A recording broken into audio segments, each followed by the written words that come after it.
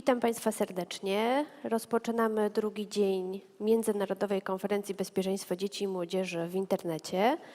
Miło mi Państwa powitać. Przed nami kolejna porcja wiedzy i zaczynamy dzisiaj pierwszą prezentację pani dr Jessica Piotrowski, która opowie nam o tym, co możemy zrobić, aby pomóc we wspieraniu zdrowej i bezpiecznej integracji mediów w życie dzieci. Pani dr Jessica Piotrowski na co dzień zajmuje się badaniami i sprawdza, w jaki sposób młodzież przetwarza i rozumie treści medialne i piastuje...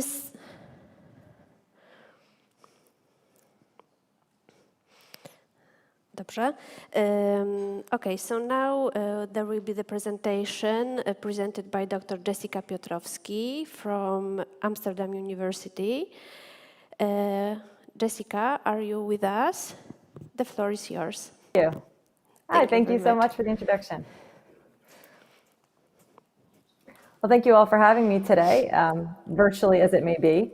I'm really interested to talk with you all, and I hope that the digital version works okay. I have a bit of an echo on my end, so if my talking isn't perfect, please appreciate that. So to get started, when I was asked to speak today, I was trying to think of a theme that might resonate with this audience. And what I thought would be something about kids first. I feel like this is an audience that could resonate with this topic, and I want to walk you through why I chose this today. So as a background, this is where I'm usually in Amsterdam, usually in very beautiful days, but at the moment, it looks a little bit more like this. As around the globe, we are really facing the pandemic and what it means to us. And I want to mention this point because I think when creating this talk, I need to keep in mind the pandemic is something we're all managing and dealing with, children too. And so there will be points today in my talk that I take a moment and call out the pandemic because it does affect how we work, live, and play, and it affects our children as well. So what do I mean by kids and what am I talking about? Well, when it comes to kids, what we know is they are adopting media at younger and younger ages. And in fact, what we see is that kids today are beginning to use a mobile phone by the age of 7. In fact, in Poland, we see that the age of children who use a smartphone is as young as 6 years old, and that by the time they're about 7, 73% of kids are using the internet from their smartphone. That's a lot of use. That's a lot of time or, let's say, experience with digital technology. So what does this mean? Why do we care about this? Well, the thing is they're doing more and more, and they're accessing it in more and more ways, and they're experiencing more enriching experiences than ever before, but we don't fully understand them yet. At the same time, we have this pandemic where parents are homeschooling their kids in certain parts of the world, where children are attending virtual school in some parts of the world, where children are being confronted with and using technology more than ever before. And so I think when we talk about these things, when we talk about the increasing access to technology, the younger ages of technology, the fact that we're in a pandemic, which is bringing technology even closer to us, we have to think about what do we do? How do we understand this space? How do we make a difference? So with that in mind, I suggest a kids first approach. And that involves understanding how do we understand media effects? What does that mean? The concepts we use and the solutions we employ. So to get started, let's talk about effects. What do we mean by effects? I think effects is a very loaded concept, but I imagine those of you in the audience have your own idea about how media affect children.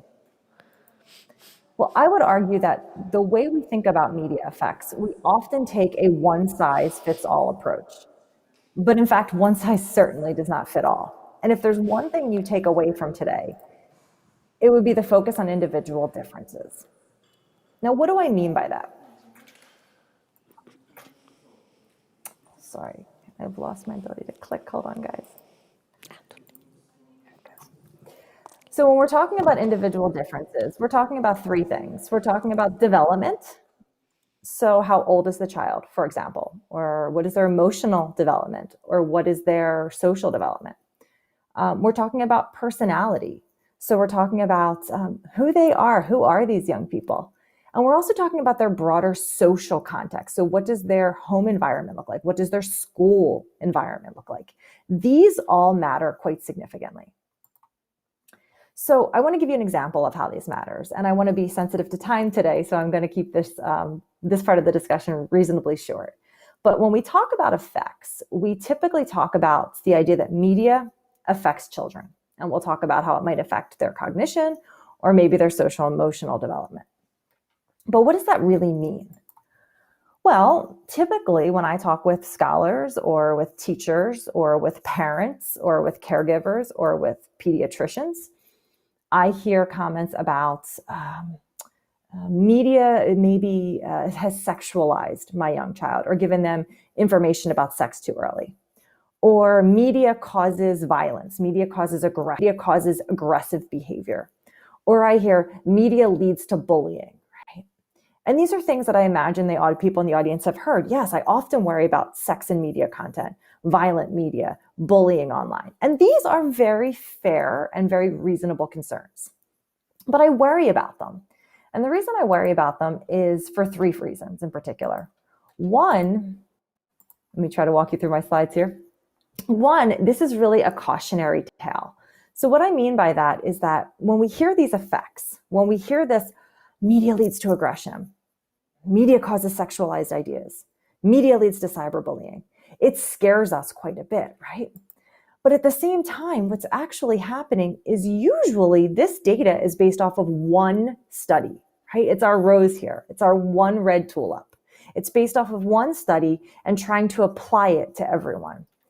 And what I usually argue is that this is really what we call a chocolate headline. And by chocolate headline, I mean it's something very sweet and very accessible that the media can use to tell a story. Media affects young kids. Media causes horror. Media causes aggression. Media causes sex. These are very easy headlines. They're very accessible. They're very easy to sell. But they're based off of one study and they're designed to scare us. And they're not telling the full truth. Because in fact, what we know is that with any of these things, it's far more complicated. For example, violent media does not affect all children. Instead, it tends to affect children who grow up in households with a lot of conflict as well. It's also more likely to affect boys, and it's also more likely to affect kids with a very aggressive or very angry temperament, right? It's not that simple. It's not that it affects all kids in all situations. It's certain children in certain situations, and that's a big difference. And the reason it's a big difference is because just as media can have these negative effects for some kids, in some situations, we also have examples where it can have positive effects. We know that young children can actually practice their communication skills. And in fact, they very much enjoy practicing them with robots these days. We know that children enjoy interacting and physically engaging with games, which can actually promote physical activity. And we know that there's a good deal of actual educational content in the form of apps, for example, that can be particularly effective for children who maybe are very curious for learning, maybe are particularly introverted in temperament, or grow up in a household that really supports the use of media as a potential tool for learning. So at the end of the day, when it comes to media effects, the chocolate headlines we see that says media is all bad are generally not true. The truth is complicated, nuanced, and messy. But media has both good and bad effects. And so what I always say is if we're trying to understand them, a kids first approach means not thinking of all kids, but really valuing their beautiful individual differences that make them who they are. So that's one tip I would say when starting to try to understand the space. Don't look so high, but really dive in a bit more. Second point I would say is, and I've said this in other talks I've given as well, and you might have heard me emphasize this point, we have to be really careful with the concepts we use. I find myself using the phrase screen time very often, and I'm sure you do as well. It's a phrase that's become part of our popular rhetoric. It's a way we talk about how young kids use media. I've done it, we all do it. But I often say it's a broken compass, and it's something I'm trying to break my habit of using, and I'm encouraging the others to do the same. Why? Why do I think this idea of screen time is problematic? Well, a couple of reasons. One, we're really bad at measuring screen time. I'm not even sure how to measure screen time in the age of the pandemic where I'm giving keynote addresses from my living room. Is this screen time? What does it look like? At the same point, when we measure screen time, we're implicitly saying the more you do this, the worse or better something is. We're assuming this sort of what we call a linear relationship. But it's not linear. Actually, what they tend to find is something called the digital Goldilocks hypothesis, based on the children's fable. Too little can have its own problems, right? Too little media can have its own negative effects, and too much can be problematic. But there is some sort of sweet spot that can be healthy and beneficial to some kids in some situations, depending upon the content. So this idea that all we look at is screen use really does not tell the true story and doesn't even match how we think. And we know this to be true because everyone in this audience would be able to say that having a conversation on FaceTime with one's grandparent or engaging in an app, an educational app, is far different than saying, let me fix how I look and edit my image on Instagram, or being bullied on social media.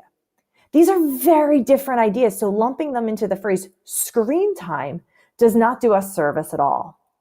And as I mentioned, we are in this pandemic. Again, I want to call us that point. And this pandemic truly changes the amount of time we are all spending on media because we are using it more than ever before to connect with each other, particularly in times of quarantine. And we're seeing that the second wave is beginning in many different places, including right here where I am.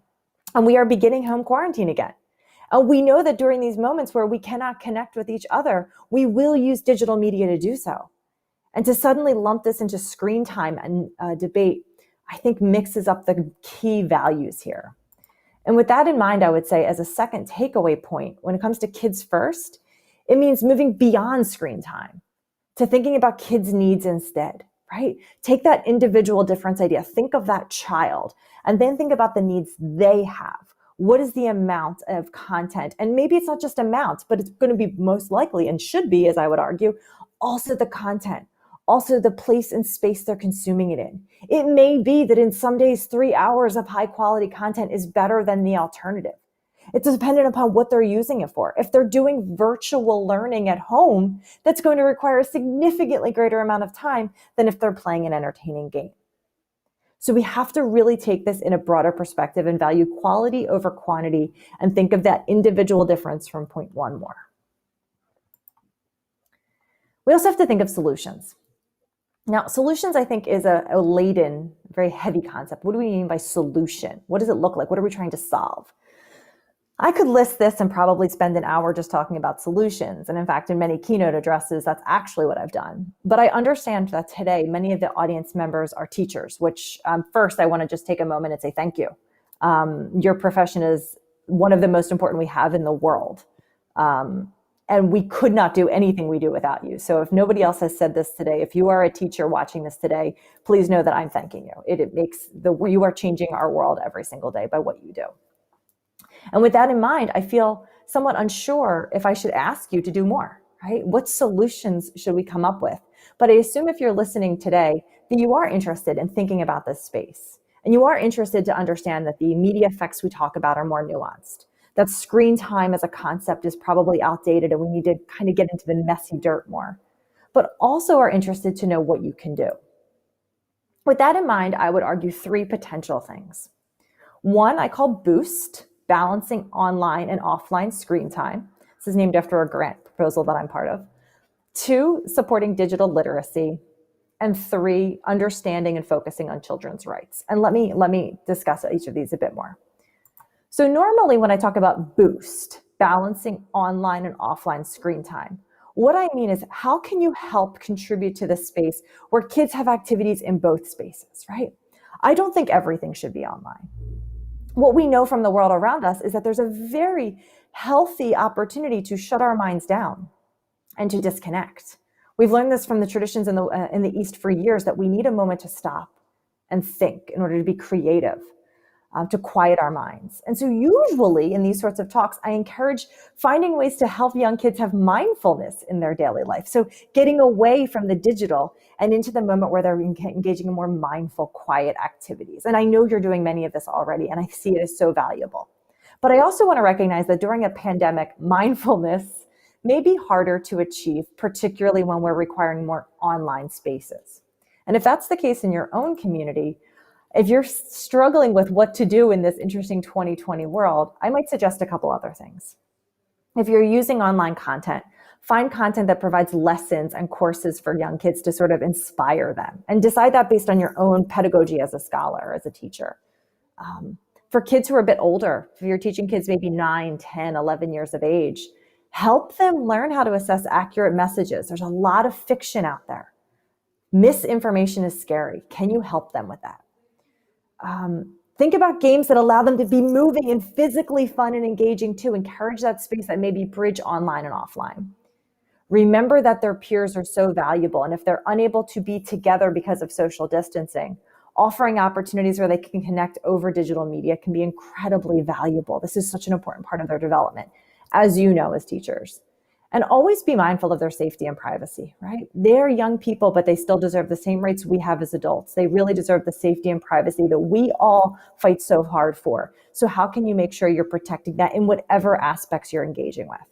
And I want to expand on this more to my second point. So one, try to balance online and offline as you can. And when the balance shifts to online more, try to find activities that really enrich them as much as possible. And you can always reach out to me if you'd like to get some inspiration on what those might be.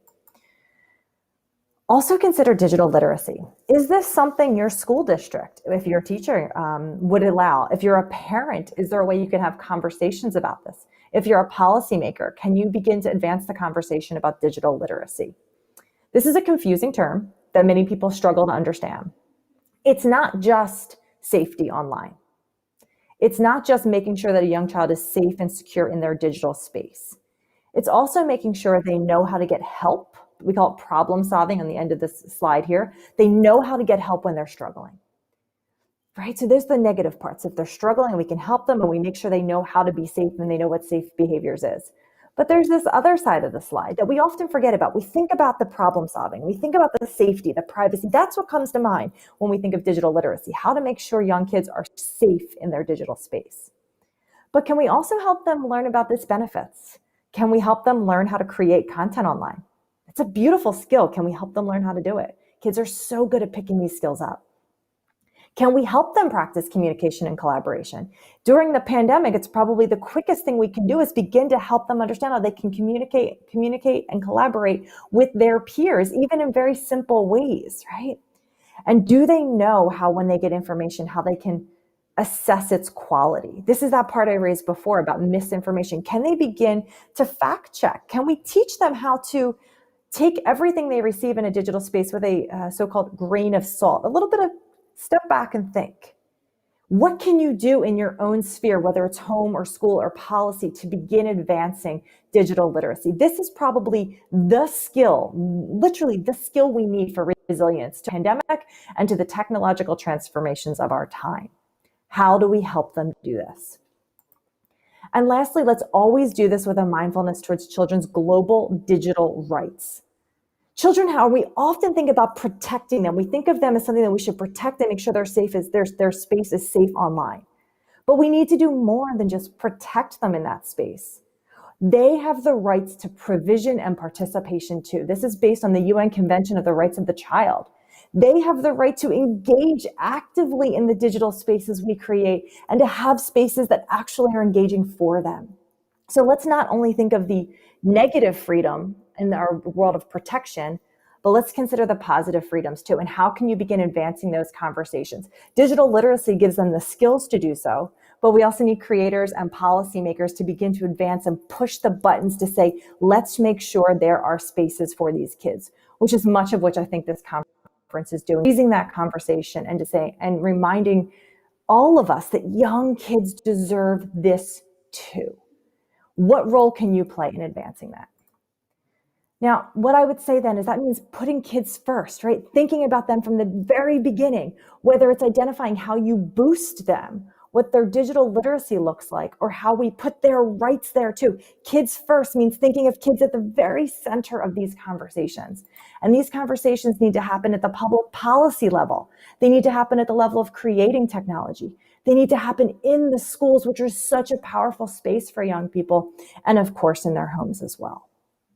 If we can do that, if we can really put kids first and think about it from the way we value their individual differences, if we can think about it from how we consider the context of their effects, if we can think about it from the solutions we offer to them, and if we can do so with an understanding that screen time is probably not the indicator, and we need to really be understanding more about their screen and media experiences. If we can do these things and even ensure that these experiences are positive and move away from only negative freedoms to also positive, we have the opportunity to inspire, engage, protect, and delight our next generation. And I think that's just an awesome space to be in. And I thank you all for being here today, for listening in this very unique time that we're in, and for contributing to the lives of young children. What you do is so very meaningful. Thank you very much for your time.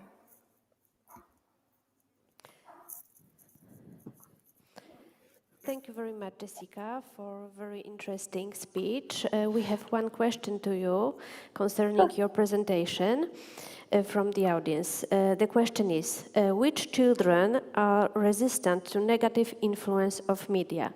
Does it depend on age or maybe gender? Thank you very much. That's a great question. Depend on either age or gender, actually. What we find is that it really depends much more on their family dynamics, and it depends on the content. There is no one sort of media content that young children are resistant to.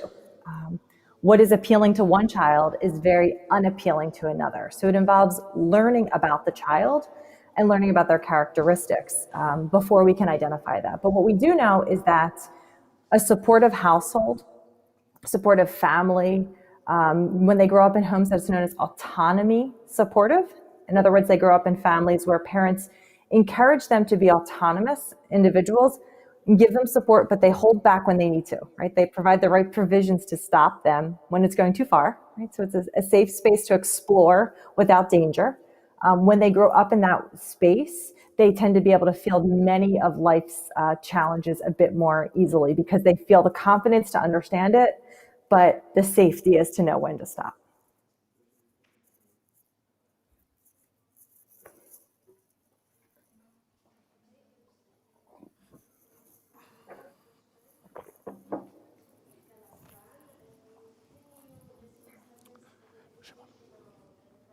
Sorry, I'm not hearing this at the moment.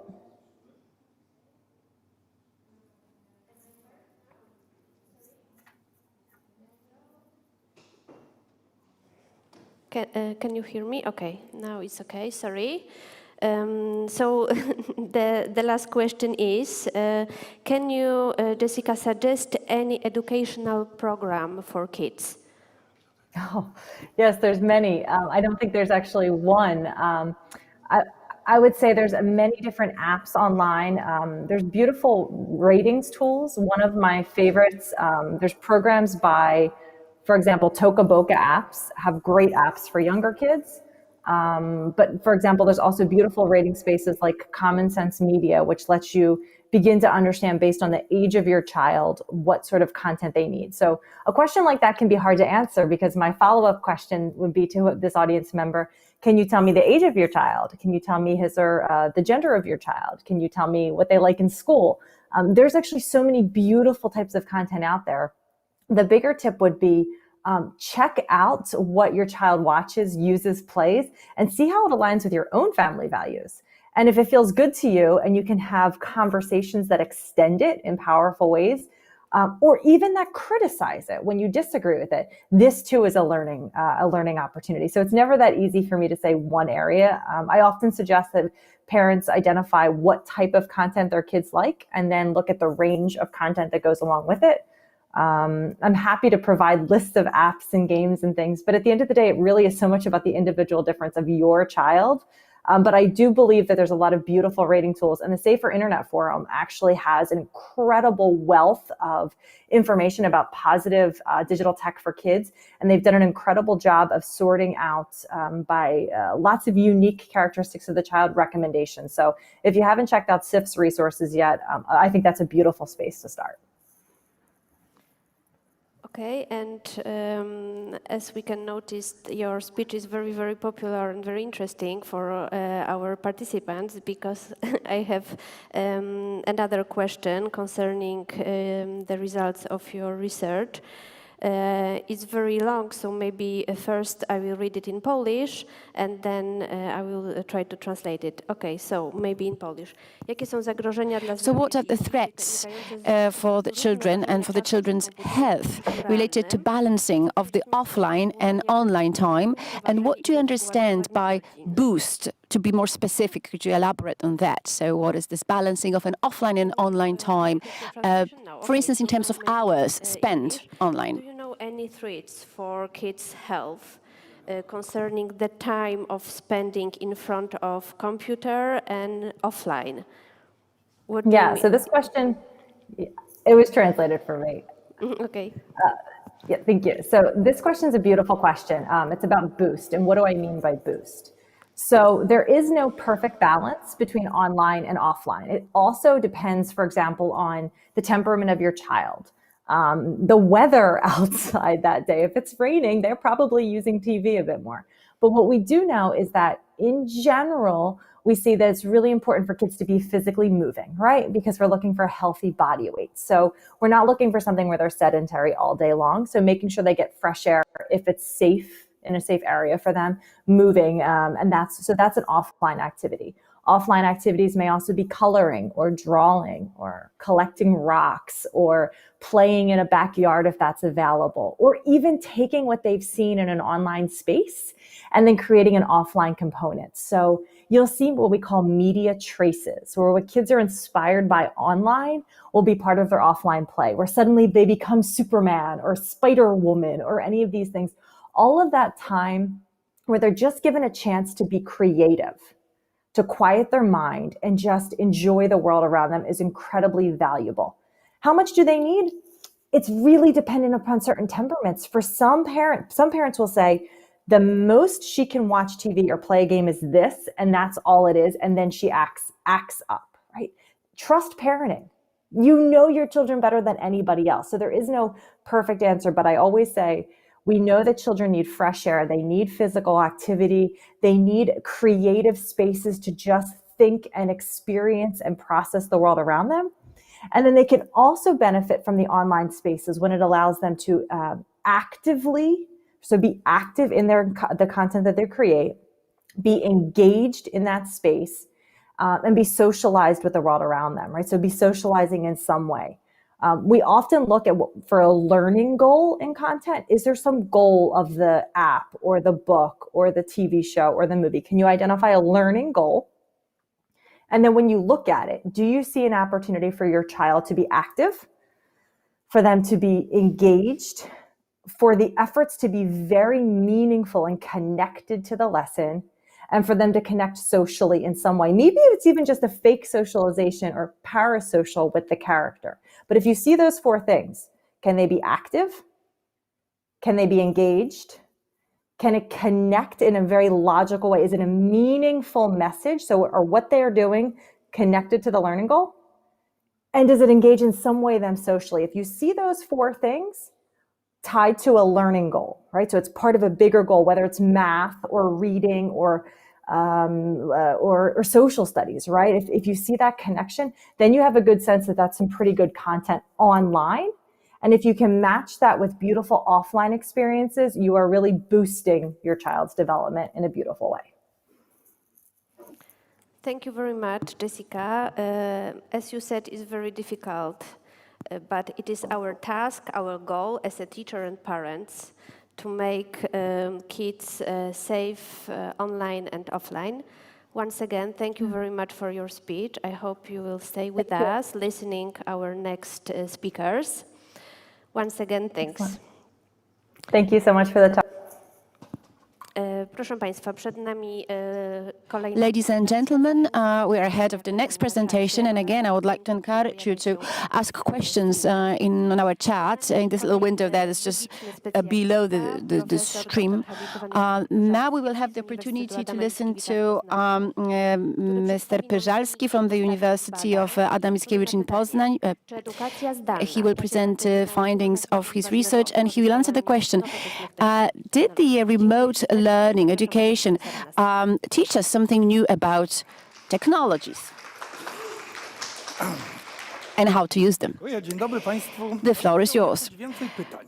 Thank you, ladies and gentlemen. What I can promise is basically to articulate more questions.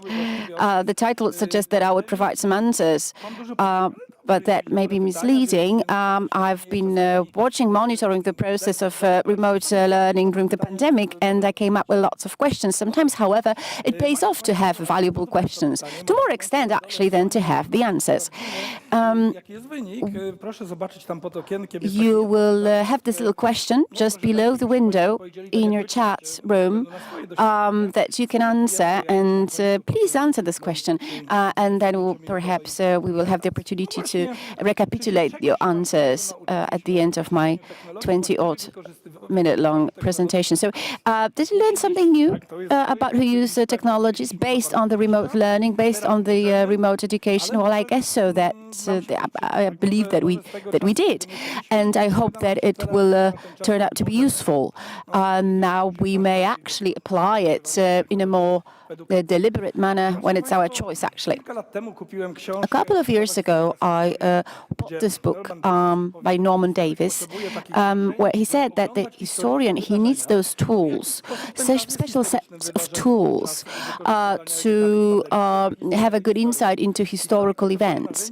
So the historian needs such tools that are equivalents of an echo probe, telescope, and oscilloscope.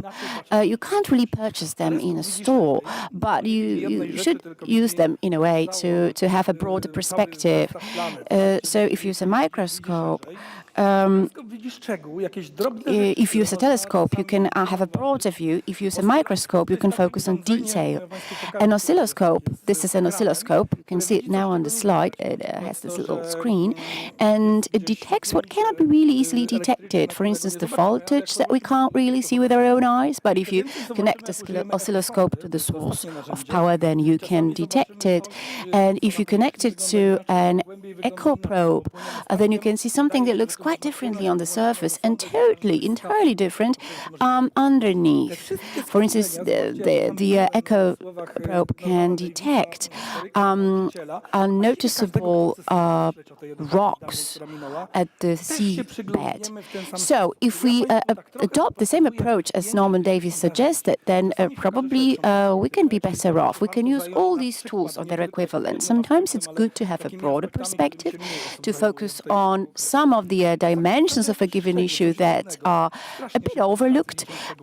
Also, you can focus on detail, because detail is very important in education. It's easy to come up with catchy headlines and slogans, but it's worthwhile to zoom on a detail. So when you think about remote education, sometimes we had those very superficial slogans. For instance, people said, it was a waste of time, what a wasted generation.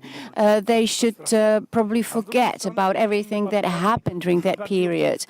But there were other comments too, people who were more optimistic about this remote learning. So we wanted to broaden the perspective, to zoom in on more things, actually. So we conducted this research under the auspices of the Orange Foundation. Here we have the list of entities and people who are involved in this particular study from different walks of life and representing a wide range of professions. And that's a very good thing. This interdisciplinary nature of this research is a very good thing. You can log on to this website that is dedicated to the study, to the research. You have a preliminary report available example there. On the 15th of October, if you're interested, you can get access to this full report. That is it's a 140-pager. It's an in-depth study, in-depth report. But today we will give you Co jest ciekawego w tym a taste of it. badaniu? A ja Państwu powiem, co jest ciekawego w tym. So what was interesting about the study? Były różne perspektywy. To już tak jak First of all, as I said, we could focus on a number of various points of view, various perspectives. We focused on teachers, on parents, on students. However, we did not do this research with those links on Facebook. We actually reached out to 140 schools and to 34 schools, I'm sorry, and we actually knew that we would reach out to real people, not just to links. And we knew that these were parents of these particular students that took part in the study, not just some parents that completed a questionnaire, and the same applies to teachers. When we asked the same questions to those three groups, we compared the answers among these groups, and we could see what was the point of view of the teachers and how it compares to the point of view of the parents, etc., etc. So you can see that we conducted those questionnaires between the 12th of May and 12th of June. In the case of remote educational studies, you need to come up with a month, because if we were to collect the findings at the end of March, it would be totally different. It would have been totally different because the situation changed so rapidly, so dynamically. Our experience evolved.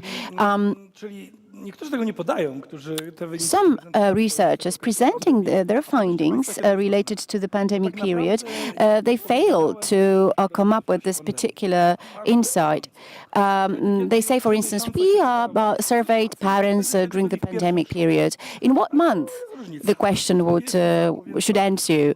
So basically, I'm trying to draw your attention to the fact that it's very important to focus on this particular timeline. Did we learn something, or were we taught a lesson?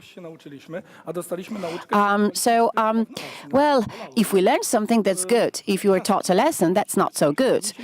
It actually could be painful.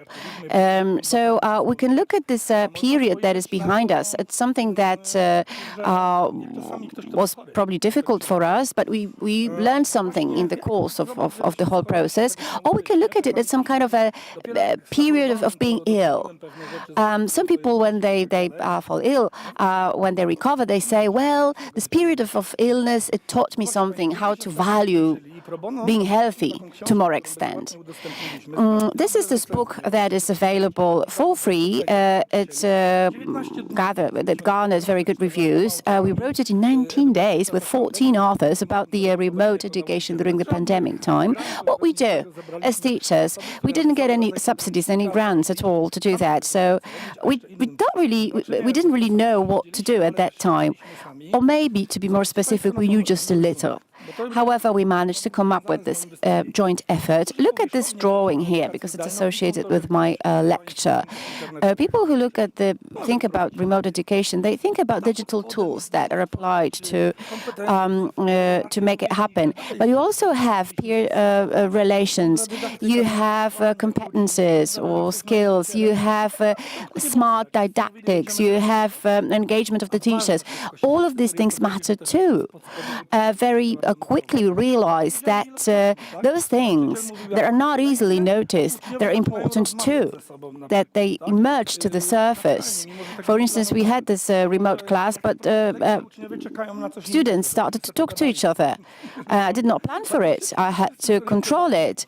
But basically, there were those things that cropped up in the process, and people realized that remote education is not just some kind of a machine, that we have recipients on the other side, at the other end. So this realization came very quickly in the process. You all know this slogan, I'm sure: education equals relation. I will go further. Relation equals communication. If you have a relationship with someone, we communicate with them. But in the remote education, we only had this intermediate communication, so to speak, via some channels of those particular two kinds of communication communication, face-to-face, and indirect communications have been subject of multiple studies for a long period of time. Sometimes this indirect communication may be better than face-to-face communication. In case of children with disabilities, when you conduct those quality studies, you realize, based on the findings, that indirect communication can compensate, in the case of those children with disabilities, for certain shortcomings that they have. So it's not that simple. But the World Health Organization wasn't happy with this particular term that you can see here, social distancing. They were unhappy with the term. We should instead use the term physical distancing, because we need to maintain social contact. By using online tools, we can maintain, uphold this social contact, the social communication. So actually, we managed to continue this communication, the social contact. When we talk to parents, children, students, I think the answer is yes. But using those tools that we had at our disposal. What about the quality of these relationships? Well, you can't test them same as you test blood at the lab. So it's difficult to actually establish what the quality was. We surveyed this group of teachers and parents and students, and we came up with various results. And you can see, based on these findings, that again, it's not that easy to answer. The question is not that easy to answer. Half of the students claim that their relationships with peers deteriorated. Obviously, you can talk to them via Messenger. You can talk to them, but it's still not the same. 23% of the students claim that the relationships with the tutors deteriorated. But again, we asked two open questions. We thought about that it would be worthwhile to ask these questions for whom it deteriorated and for whom it improved. So, as I said before, nearly 1/4, nearly 25% of students said that their relations with the tutors deteriorated during the pandemic. 62% claim that nothing changed. So that's interesting, I believe. 1 in 20 students said that the relationships with tutors improved and with peers.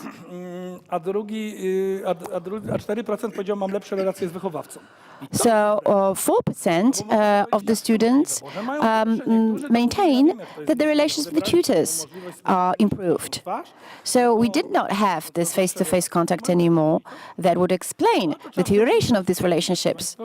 But then you have the group who claims otherwise. Why? We should reach for a microscope, as Norman Davies suggested, to analyze this particular problem. One of my colleagues, who actually had a lecture yesterday, I believe he already grabbed this microscope because he presented us with very interesting insights yesterday.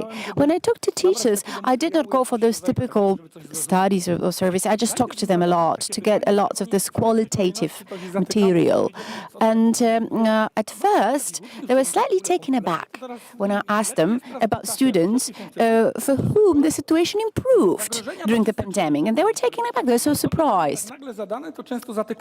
They realized that for some students, probably that was the case. But when we asked this question in such a way, they were a bit taken aback. Some of the students, some of the tutors or teachers actually could come up with examples of such students. For instance, there was a student who had a bad reputation. He would act up in a classroom a lot, but when the audience suddenly disappeared because there was no face-to-face contact, it all moved to online world, he calmed down. we also had open questions in our survey. And here you have this sentence to be completed by a respondent. I missed the most, and here you had to complete the sentence. You can see what is in the circle on the slide. Relationships was probably the most frequent way to finish the sentence. So I have lots of those words here, like a bit of, like a puzzle, and you can see that what is prevalent among these terms on the slide relates to relationships. Teachers also told me another thing. So we had the student who acted up in a classroom, who showed off. But now he's completely different, because apparently his behavior in a classroom was probably motivated by some factors, incentives that are specific to the classroom. Another teacher said to me, I had this very coy girl, very timid, very shy. She was afraid to speak up. And now she's no longer afraid to say what she wants to say in this online reality. So there are always two sides to the same situation. Let's again grab a microscope. Is it a problem or is it not a problem?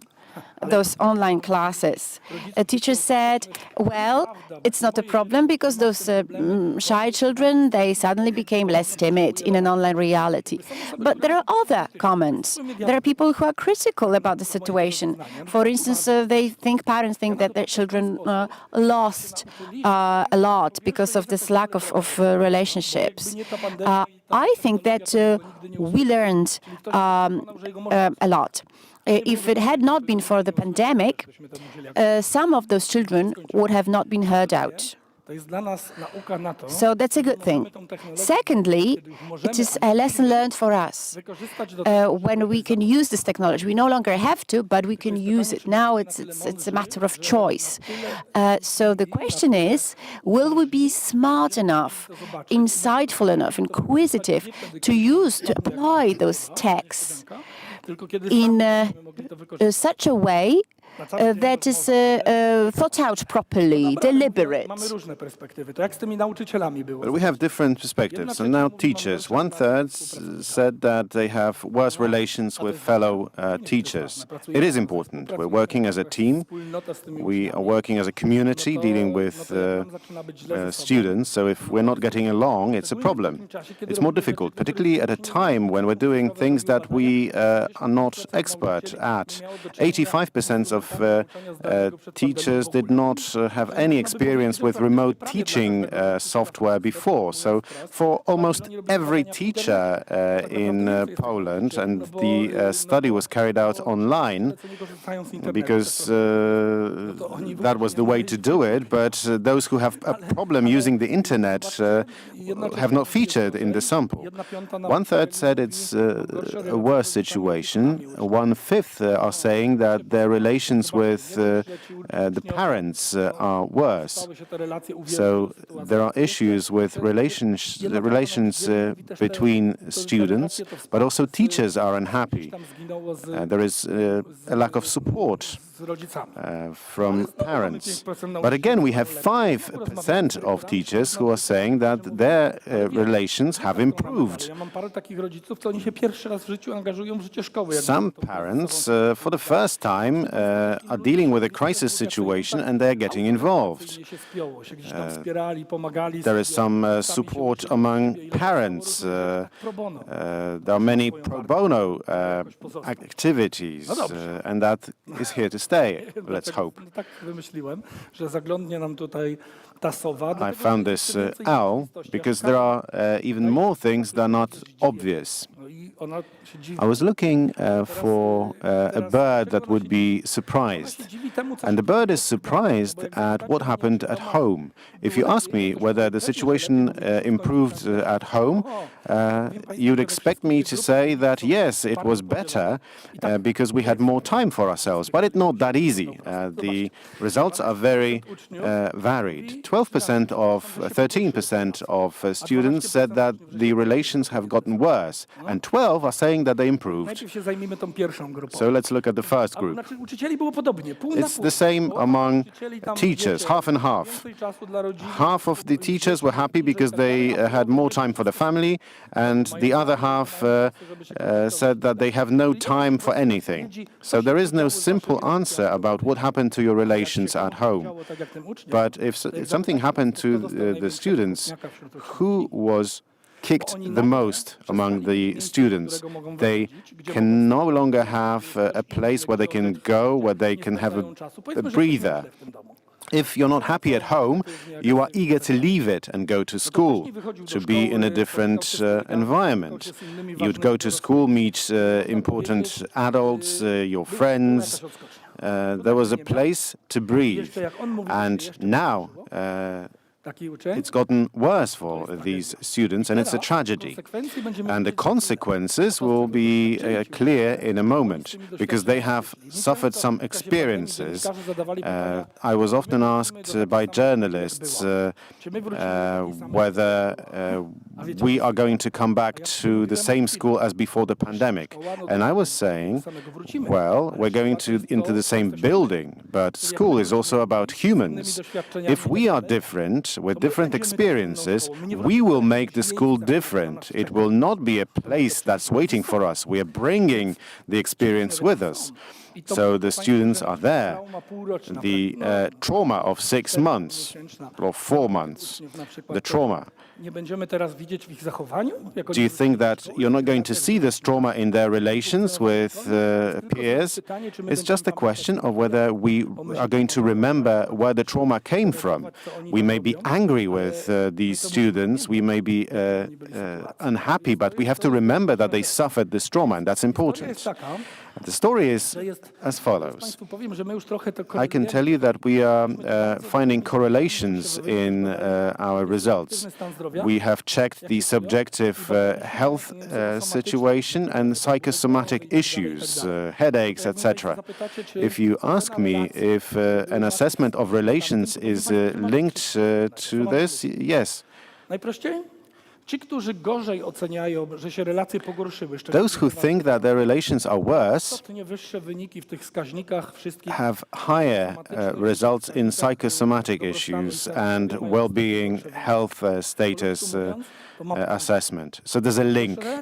Your relations are worse, you're feeling worse. czujemy intuicyjnie, że to So prawda, it's ale to intuitive, badania but this pokazały, że study has demonstrated it clearly that there's a causal link between one and the other. relacjami rówieśniczymi i z opiekunami In the domowymi. case of students, the most important relation is with their peers and with the guardians at home. Sypały mu się relacje. So if someone is unhappy, has suffered trauma, then they're coming back to school and they cannot Rówieśniczych, rejuvenate these relations with no to peers, będziemy zbierali żniwo. you arrive at a situation where you're going to Powinno powiązać. see the results, and there should be a causal link, and you should remember about it. Właśnie, czy będziemy dobrymi nurkami? Again, will we be good divers? You remember this iceberg.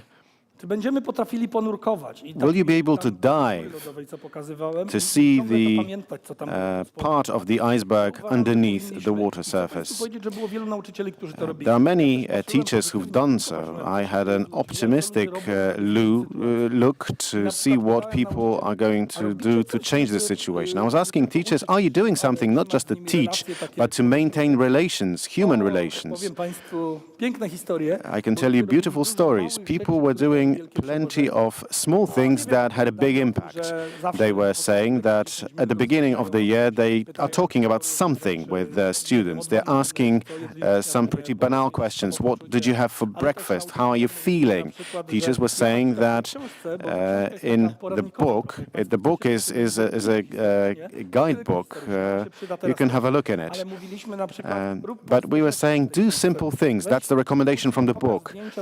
Show przed pandemią i pictures from school trips that you've been to together to show that you are referring to some traditions, that you're still together.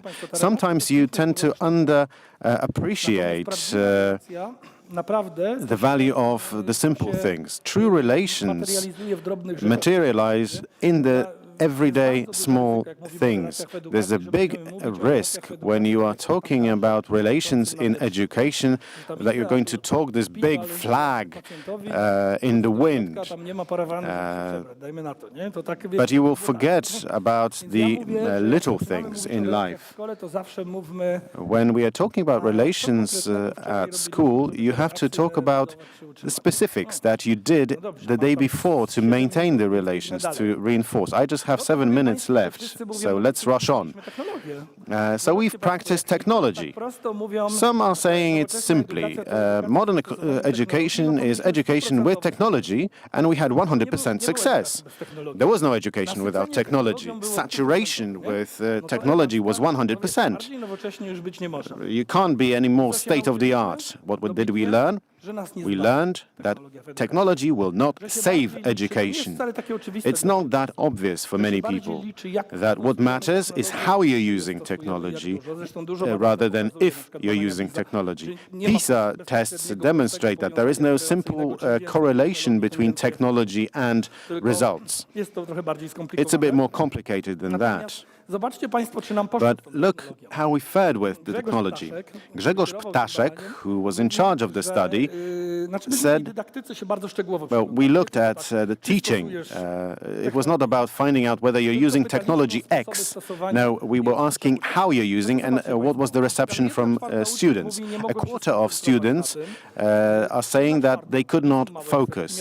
A quarter had difficulties understanding what the teacher was saying. 1/5 could not complete tasks and exercises on time, and half of students say that the lessons were worse. 20% said that the lessons were as before, and few people are saying that they were better than before. I don't have the time now, but I can tell you that when we asked what people are doing, I still have 5 minutes. I should make it. We were asking about what people were doing, and quite a few people were saying that the teachers were dictating things for us to write. It doesn't really matter if you're dictating something from behind a desk or from behind a screen, but the quality of teaching is the same. So it's about the way you teach. This is a fresh report. We talked to experts from 6 countries. So the takeaways are that you need to understand digital skills, digital competence. Everyone was convinced that students would quickly adapt to technology because they are digital natives. But it turned out that they can't. There was too much technology for many people. It worked. Without it, we would be nowhere during lockdown. We would have to write letters and post them. That would be very difficult. But both teachers and students and parents were feeling worse. But if you ask me, because we asked the same question to all 3 groups, are you feeling better or worse physically? Teachers were feeling worse. That was the largest group. Secondly, you had parents, and in the third place, you had students. So relatively speaking, teachers were impacted the most. They were hurt the most. It's like during some issue in the air, on an aircraft, someone, the parent who was supposed to put the mask on the child's face would not be able to do it, would faint. Now, many indicators, many of the 3 groups said that they were tired with being flooded with messages, notifications. There were large percentages of negative indicators. It's about digital hygiene. Podsumowuję. 5 minut. Concluding. A więc podsumowuję. Po My pierwsze, 5 minutes is up. 15 na już taki On the raport dla 15th, ludzi, we're going to present the detailed tam już report. całkiem wnikliwy, który tam ma, nie wiem, You can already see a report of 30 pages, but on the 15th we're going to publish the full report. See, it's very difficult. Talking about the pandemic period in black and white will not help. You have to look in detail at every single thing. You have to listen, you have to look. But will something remain with us from this lesson? Have we learned anything? Will we be stronger? I think we should be stronger, and I think that's my time. Thank you very much. Bardzo dziękujemy. Thank you very much. Przypominamy o wypełnieniu sondy. Mam Please nadzieję, że była tutaj fill in our survey. Więc I forgot to talk about the survey. Please present the answers. I'm so interested. More opportunities than threats. A very optimistic group. Jakbym miał zgadywać, nigdy bym If I were to guess, I would never guess these results. Zobaczcie, że tak specjalnie trochę to zrobiłem. To było takie I did it on purpose. It was a tricky question. Powinniśmy zadać pytanie, The question that should be asked, czyli powinniśmy zadać pytanie, wiecie, w jakiej sprawie było więcej szans i zagrożeń? where did you have Ja nie more pokazałem wszystkich jeszcze wymiarów. opportunities and more threats? Mówię, tak naprawdę. So the question should have been more specific. My presentation had this aim of stimulating your thoughts. It's not about saying how things are. It was just food for thought for you. That was the intention, at least, of my presentation. dziękujemy za wypełnienie sondy. Thank you very much for filling in the survey. And now some questions. On our chat, we've had a lot of positive opinions about education in the times of the pandemic. The book, Naprawdę solidna porcja a very solid pill of expertise, a lot of o takich rzeczach trzeba przypominać. recommendations, simple things, but ones that need to be reminded of. Pierwsze pytanie. Czy uczniowie w czasie First badań question, mówili o did jakości the swoich students talk relacji? about the quality of their relations online? Jak państwo zerkniecie, Well, to when you look generalnie rzecz in the biorąc, book, widzicie, you see, temat dłuższy, ale powiem it's a wam, longer subject, but I'll try to be concise. Most of the studies that we've had, first, when people were tested online, people thought that they have many online relations with people that they're not in contact offline. It's O'Brien studies and others.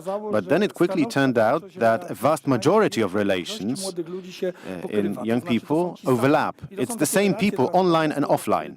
These are hybrid relations. You have an offline relation, but you also have an online relations with the same person. So young people typically have very few online relations, exclusively online relations. Those who do have online relations, it's a group that is a clinical group that has problems. So population-wise, we were asking about important relations for education. We did not ask specifically about purely online contacts, because there are few and far between, or they're fictitious, that you're there, you have a friend on Facebook, but you're not in touch. The person is on the list, but they're on the shelf at the same time. So, to correct the question, I would say that they were talking about upholding offline relations in an online way. So it was about how they are dealing with offline relations using online tools. Dziękuję. Kolejne pytanie. Another question? Tak naprawdę prośba o radę. Jak Or nie a request for advice. stracić zdobytego How podczas not to lose the prowadzenia experience zajęć? Relacje z tymi dziećmi, gathered które during przełamali online się, teaching. w The tych relacjach. nice relations online with the kids. I don't want to be a smarty, ale ja powiem, jak ja robię. I can tell you what I do. You have to look at what worked Zadziałało nawet tak samo z siebie, chociaż nie and planowałem, że poszło. what worked by itself. The simplest example. To use an example. I noticed that giving the opportunity to react through technology allows some people to get out of the box. So someone who doesn't like to speak in public can have the opportunity to write or send it to me through a different channel. And that's how I can work with a student. So basically, I'm tapping into something that works for a given student. That's the simplest thing that you can do. Tutaj jeszcze jest takie jedno ciekawe spostrzeżenie. There's also an interesting prośba o radę. observation and request for advice. Is it possible to influence parents who are not controlling their kids, and as a result, the kids are using excessively the online tools? Well, you can influence some parents, you can't influence other parents. It's like in every other case. Głębsza sprawa, kiedy ktoś posłucha czyjejś rady? When are people listening to advice? If you have a partner relation, it goes beyond media education. No to zobaczcie Państwo, jakiego czasami się używa języka, nie? Ja jestem It's about the language you use. I'm a teacher, and I say I summoned the parent for a meeting. Well, summoning someone can be done in court or by the police, and language matters. I invited the parent to discuss a situation means that the discussion will be different. So it depends on the attitude, on the approach. It's a very important question, but it would take a whole day to answer it. But in general, it's like in other things in life. In any relation, it's the same. If someone has a critical message, when will you listen to the person? If you have the right relation, you will listen to the person. If you trust the person, if you're partners, you will listen to this person. If the relation is disturbed, you will not listen, even though the person may be 100% right. So how do you do it? That's a reply through a question. Dobrze, to wszystko. That is all. Thank you very much. Thank you for the advice, for the thoughts, and let's have a break now.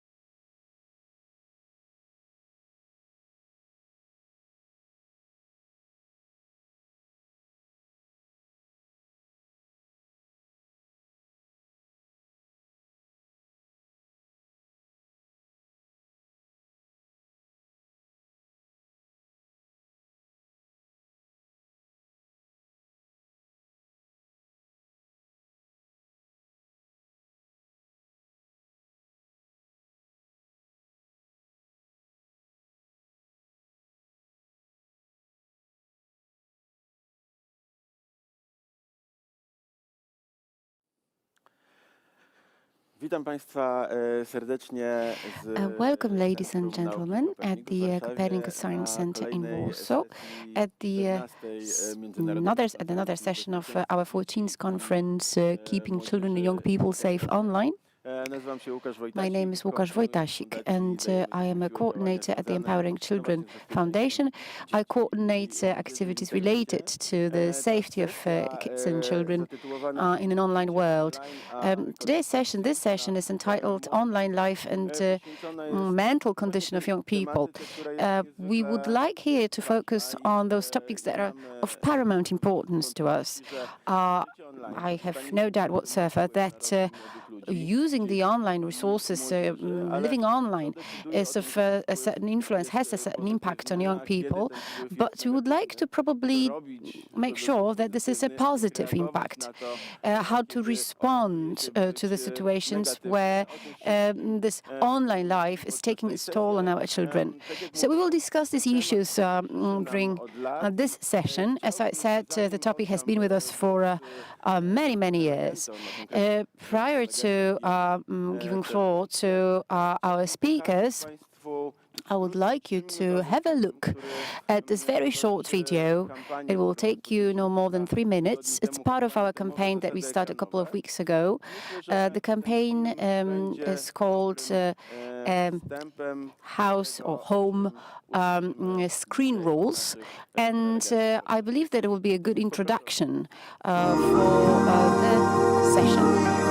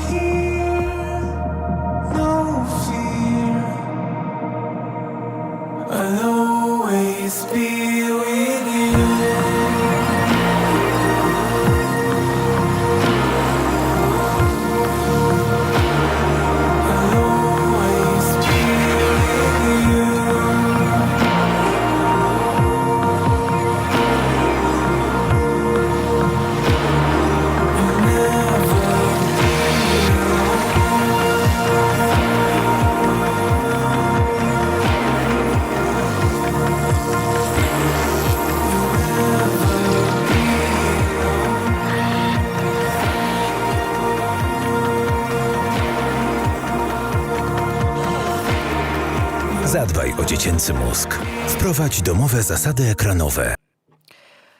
Protect a child's brain.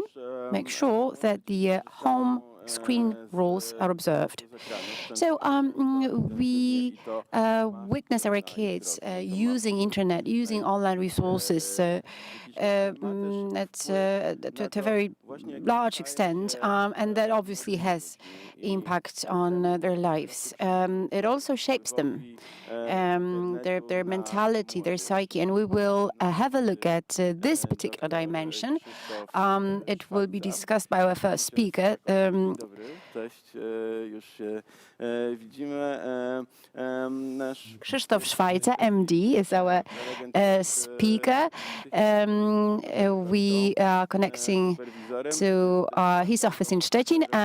He is a family therapist, and he will discuss this issue from his professional perspective, from this particular angle.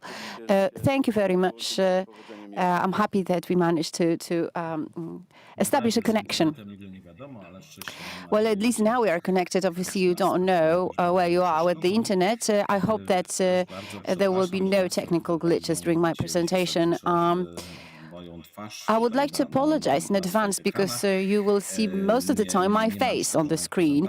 I do not have a presentation at hand, so that's a bit of a bummer. And I'd love to see a presentation on the screen instead of my own face. However, I had some time constraints.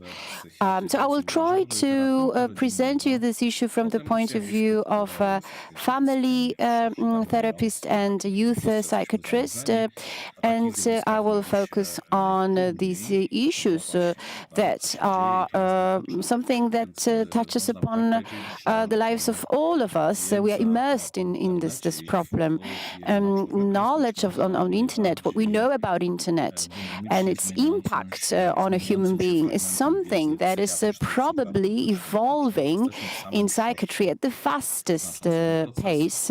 We are in the midst of a very important process.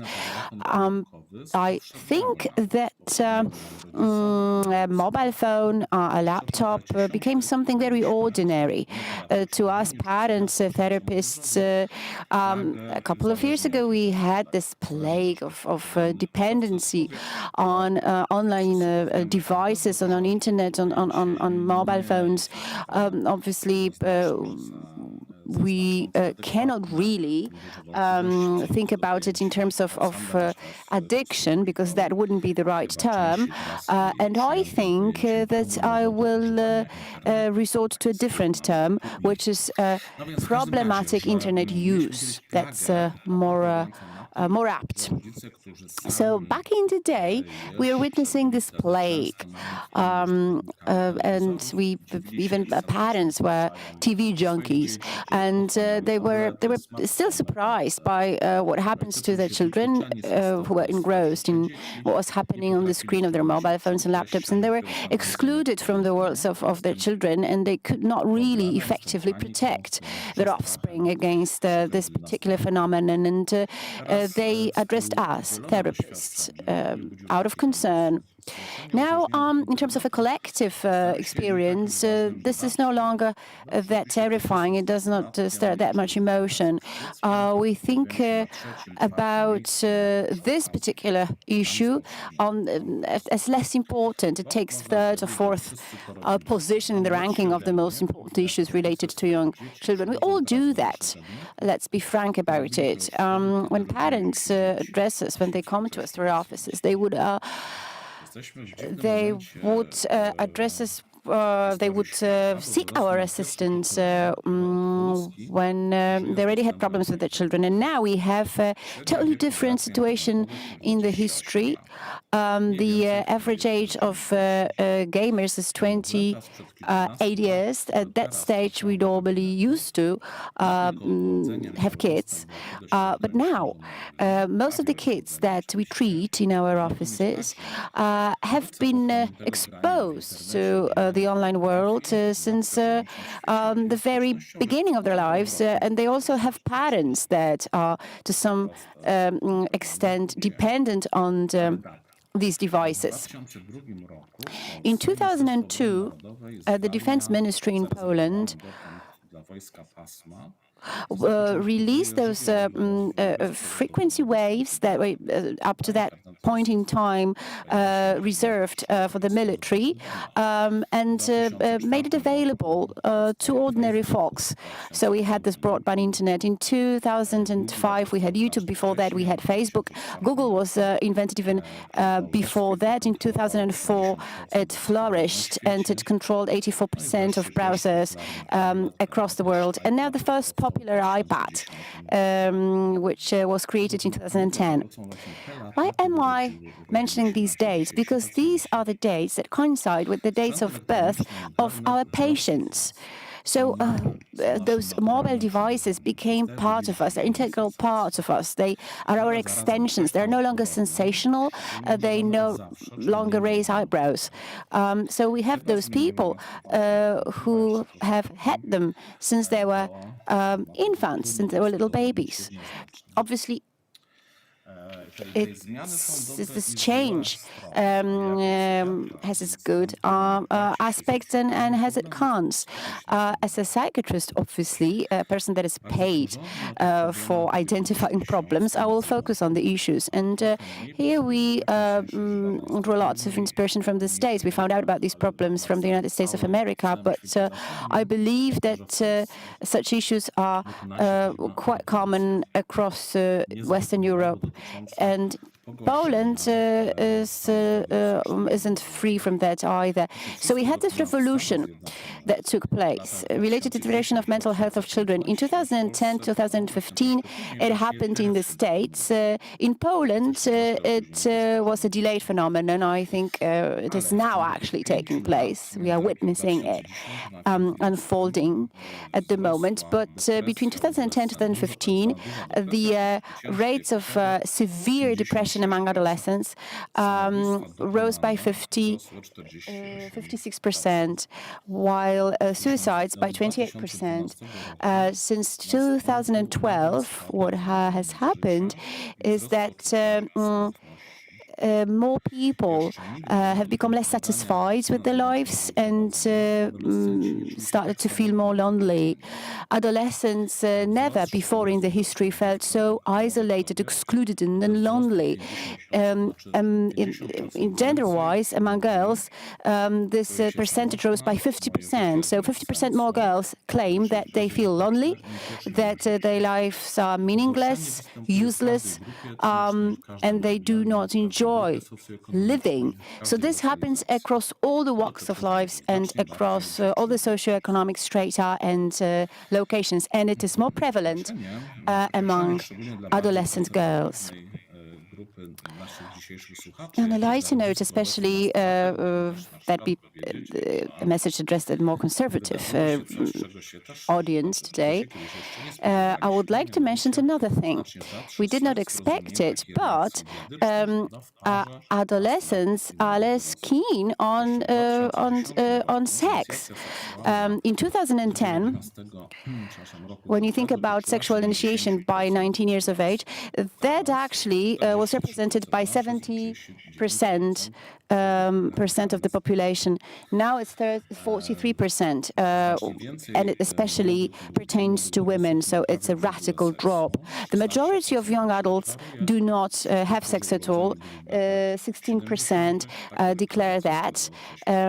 6% in the group of people who were born in the 70s.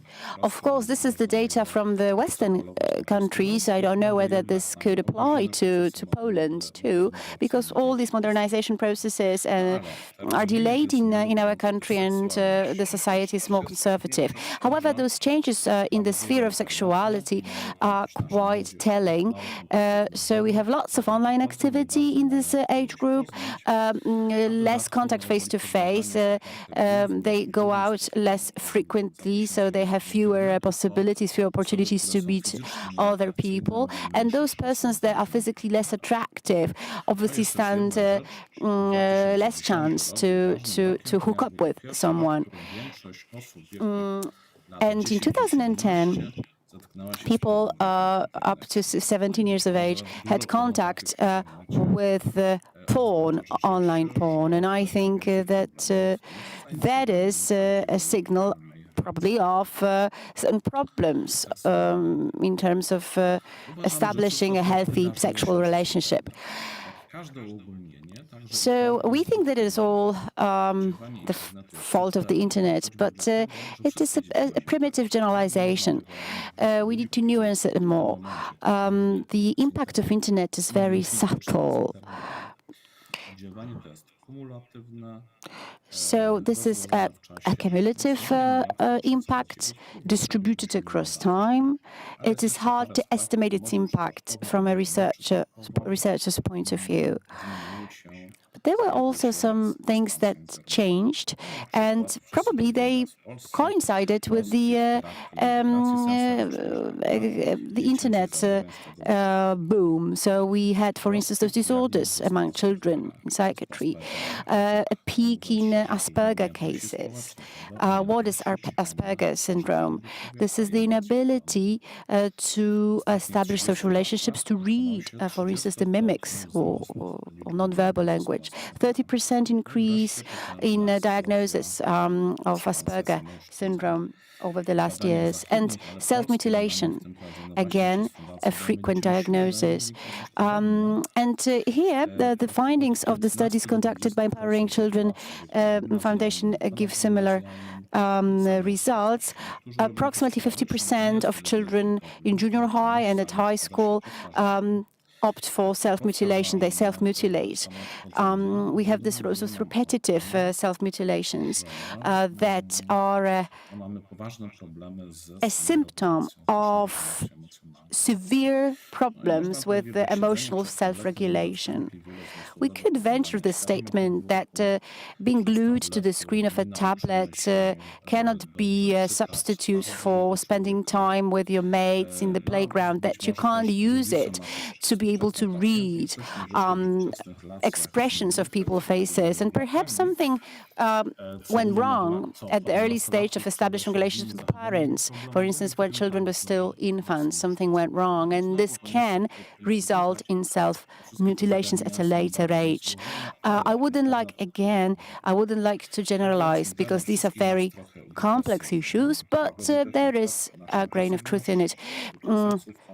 So also the levels of aggression, sometimes they go up because of the online activity. We have, therefore, this group of internet problem users. This is the most important group, I believe, in the view of what we're discussing. So we have this group of young people, of adolescents, that use internet very intensely, and very often what happens as a result is deterioration of their school performance and their health. This is not a very numerous group. It is between 1% and 4% of the whole population in that age category, according to the Western European studies.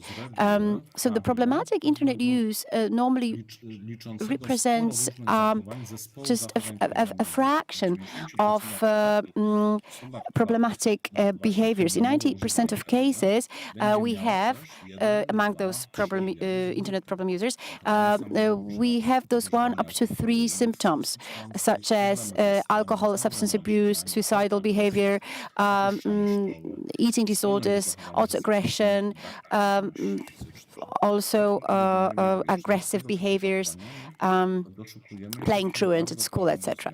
So sometimes we can try to seek this connection with the disorders in the area of emotional self-regulation.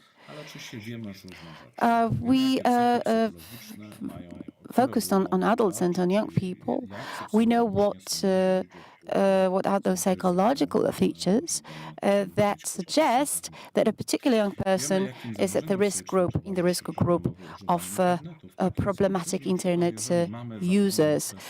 For instance, if we have depressive disorders, that means that there is 2.5 higher likelihood of problematic internet use in this particular group.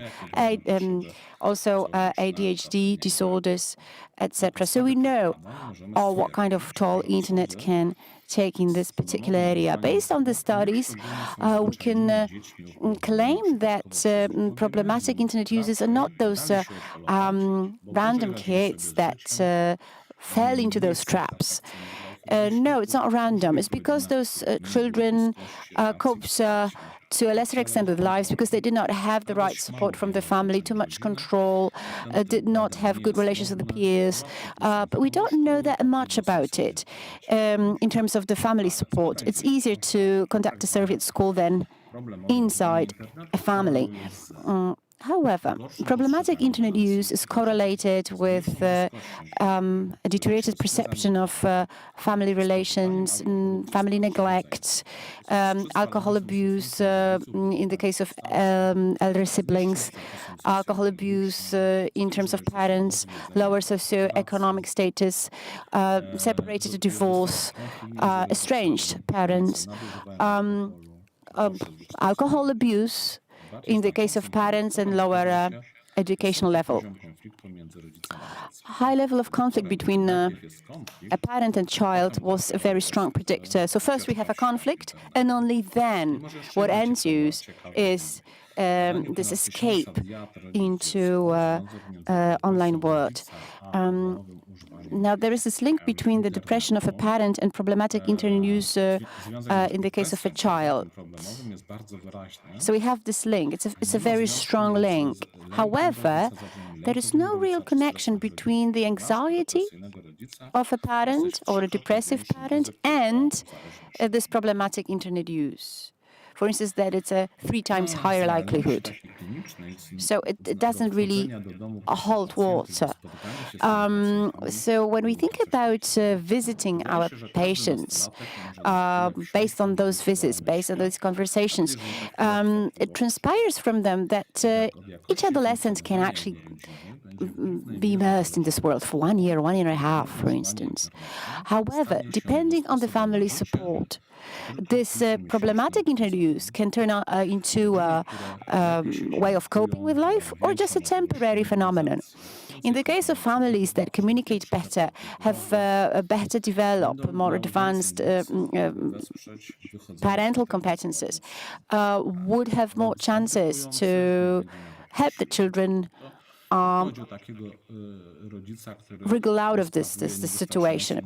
But if we have, for instance, parents that do not have a sufficient supervision over their children, for instance, they do not make sure that their children leave the phone on the table and go to bed, well, this is more difficult in this case. And also we might have those parents that feel helpless, that feel distance. This is an emotional neglect that we're talking about here. In the case of a problematic internet use, we can't really talk about any sort of magic, some mysterious appeal of the online world. No, it's always boils down to the same thing, poverty, because those children from the impoverished circles, they are more prone, more vulnerable to this problem. So one problem, poverty, but also emotional coldness or too much emotions, too much of the emotional content. Sometimes it can also be the case that we have, for instance, a mother, for instance, that clocks off back at home because she's physically very tired, and an absent father, and that's problematic too. I am the only probably psychiatrist in Krakow that visits his patients at homes, and what I can see most of the time are those poor houses, sad houses, those households that are full of strife and conflict. So that is probably what is the source of those problems.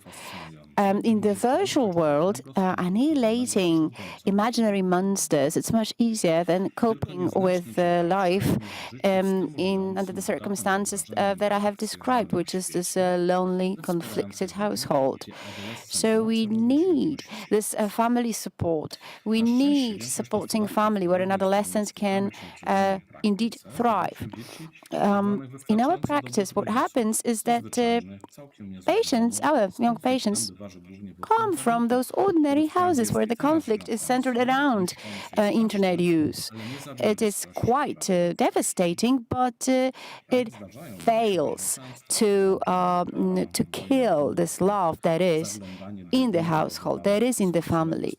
Of course, what sometimes happens is spying on a child by for instance, peering into his or her Facebook accounts, and also insufficient attempts to control children. Lots of conflicts, lots of fights, arguments, and for instance, even those physical fights, the physical bickering when we have, for instance, a mother trying to switch off a device by pulling the cable out of the socket. So that's what happens, and sometimes parents want to use therapist assistance, whereas it would be worthwhile to teach adolescents to have those decent conversations, those frank conversations in a rational, reasonable manner.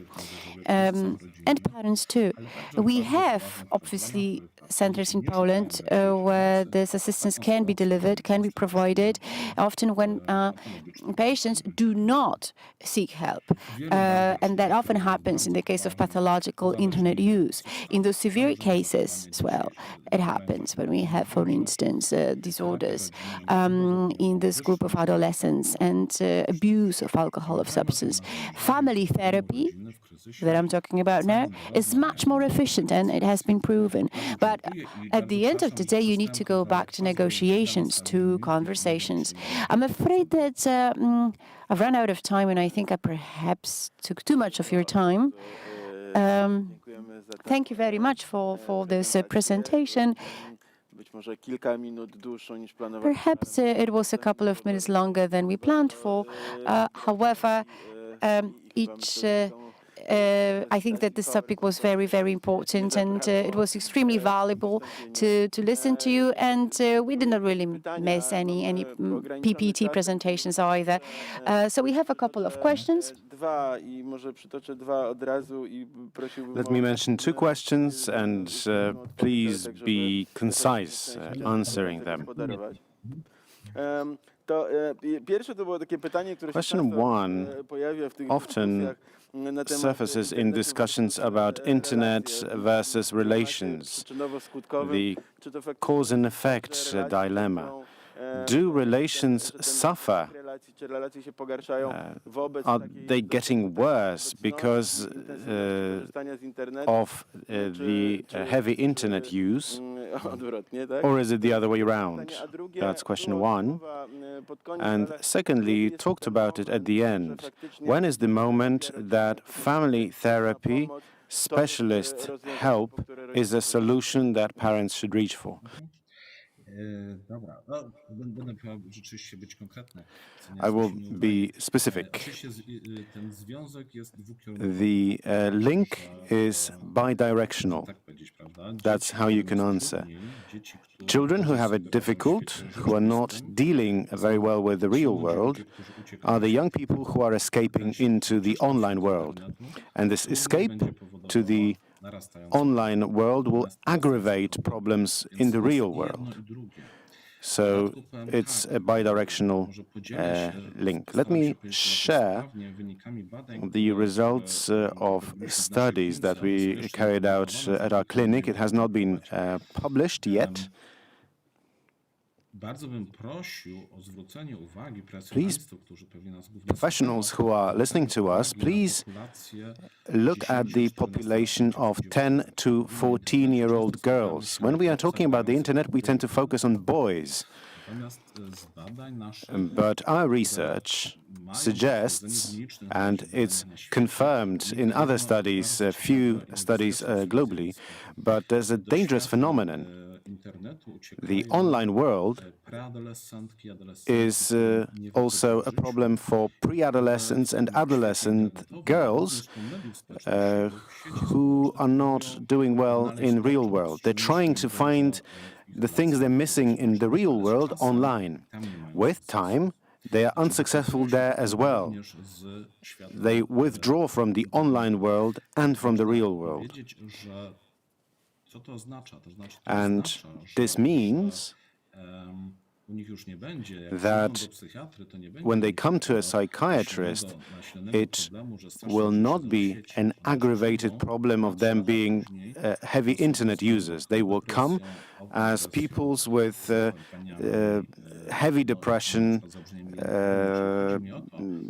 all sorts of fears, all sorts of self-harm behaviors, autoaggression.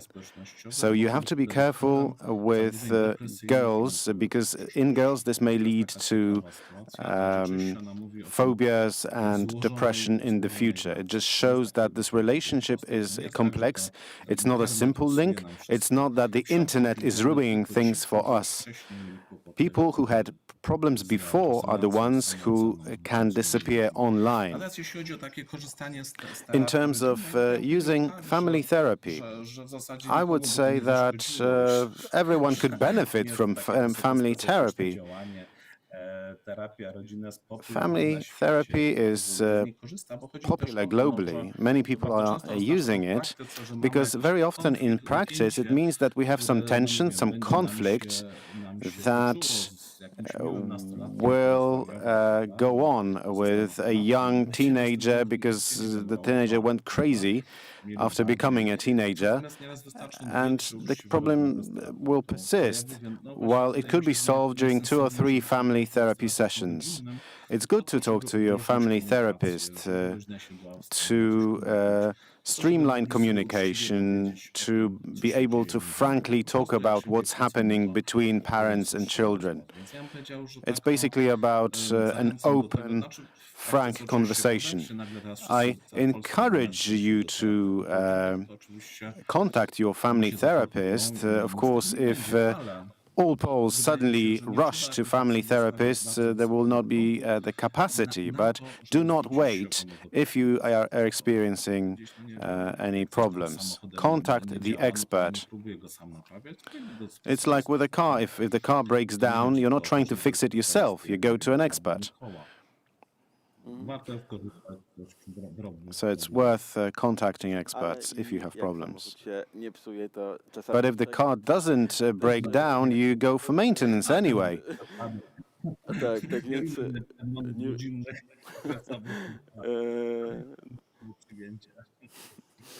bardzo dziękuję. Thank you very much. Thank you very much for your presentation, and thank you for responding to questions. Now we are moving on. Przechodzimy do kolejnego wystąpienia. The next speaker, Przed nami, przed państwem Ewa Dziemidowicz. Ewa Dziemidowicz, Dziemidowicz jest psychoterapeutką. psychotherapist W Centrum Dziecko w sieci, w poradni Dziecko w sieci. Child Online Center of the Empowering Children Foundation. She's an expert on child safety online. She was involved in the Home Screen Rules campaign that we started this session with. We are seeing a lot of positive comments about this video and the campaign, but we're also receiving specific information from you. We're getting information that sometimes these rules work, sometimes they don't. And now we're going to listen together to what is underneath the rules. How do you regulate things in the family? Over to Ewa Dziemidowicz.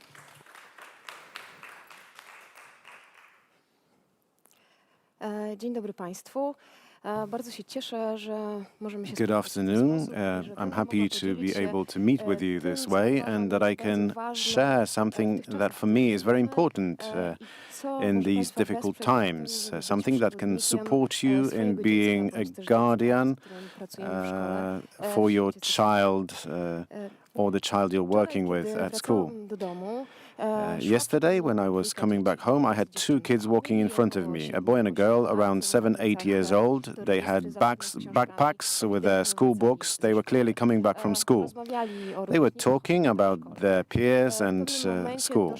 At some point in time, we got to the crossroads. The girl turned left, the boy turned right. They said, cordially goodbye, and she called, "See you on Messenger or in the yard or tomorrow at school." 3 equal spaces. New technologies are with us. They are intertwined with our reality. Możemy mieć na to różne reakcje. And the reaction can be Są different. elementem naszej rodziny. They're naszej part of our family, our everyday rodzice, z life. którymi się The spotykamy, parents z którymi that we pracujemy, talk to, we work prezentują with, całe spektrum różnych preferencji, present a whole spectrum of various reactions, feelings, or preferences. Some of them remember with nostalgia the times of their childhood where there was no internet and new technology. They feel that it was better, they had more opportunities to build relations, and that their childhood was fuller in a way. Some are enthusiastic about new technologies and their contribution into our reality. They're making things easier and help us. Dzielą się swoim lękiem, swoim Others are afraid, are concerned. They don't understand the change, the pace of change. They don't know how they can accompany their kids because they don't understand what's happening. For them, it's all too fast. But irrespective of what you prefer, what you would like, what you're missing, or what we're fascinated with, it's us, adults, we need to be the leaders for our kids. We need to be the guides for young people to make sure that they are safe, that they know their way around, they can strike a balance with our support and then without it. The topic of new technologies during meetings with families and parents is something that comes to mind very often. It divides, it generates conflict. It divides because parents most often are on the one side of the barricade. They are there for the rules, delayed gratification. They are trying to keep the balance, control the time, the screen time. Czasu, który młodzi ludzie spędzają online. Dzieci z kolei On the other hand, kids are for freedom, unlimited access to the online world, reaching for what the internet has to offer at any time. They are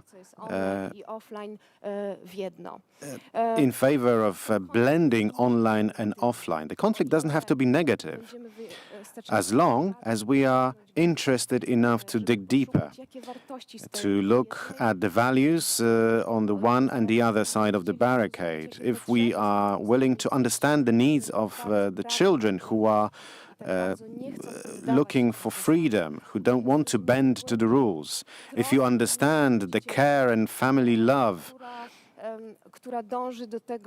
that is trying to introduce rules and to have a balance at home, then the conflict can enrich all of us and develop the family. But what is happening, unfortunately, is that we're staying on the surface. We're not digging deeper. We're not looking for clues. We're just looking at the image of a child sitting in front of a screen. And more often, this brings in negative associations. You tend to associate screen time with addiction, with a problem. Rather than doing more important, more interesting, more developing things, the child is looking at a screen. In adults, this causes concerns, anxiety, fear. Perhaps the child needs professional support. Perhaps the child is already lost online. And perhaps we cannot help the child anymore. This generates anger and frustration that children are not behaving the way we would like it. They're not doing the other things that to us seem better, more developing, or more important from the point of view of the child's development. The reactions that we see often stop right there on the image of the child looking at a screen. But to understand the child that is spending a lot of time in front of the screen, who is using internet excessively, you need to take a much deeper and wider look, because a child in front of a screen is an element of a very complicated picture. What is very important to żeby na tym się nie is zatrzymywać. not to stop there. Żeby w momencie, kiedy redukujemy When you are dostęp reducing dziecka do the problemu problem internetem, to zaczynamy szukać being a problem of the internet, you're starting to look for solutions that will address the problem. będzie przed ekranem They will mniej czasu. result in the child spending less time in front of the screen. You're looking for the right words or even spells that will make the child leave the phone and do other things. You're looking for scenarios of conversations that will get you there. You're looking for rules that will work. You're looking for all sorts of actions that can change the situation.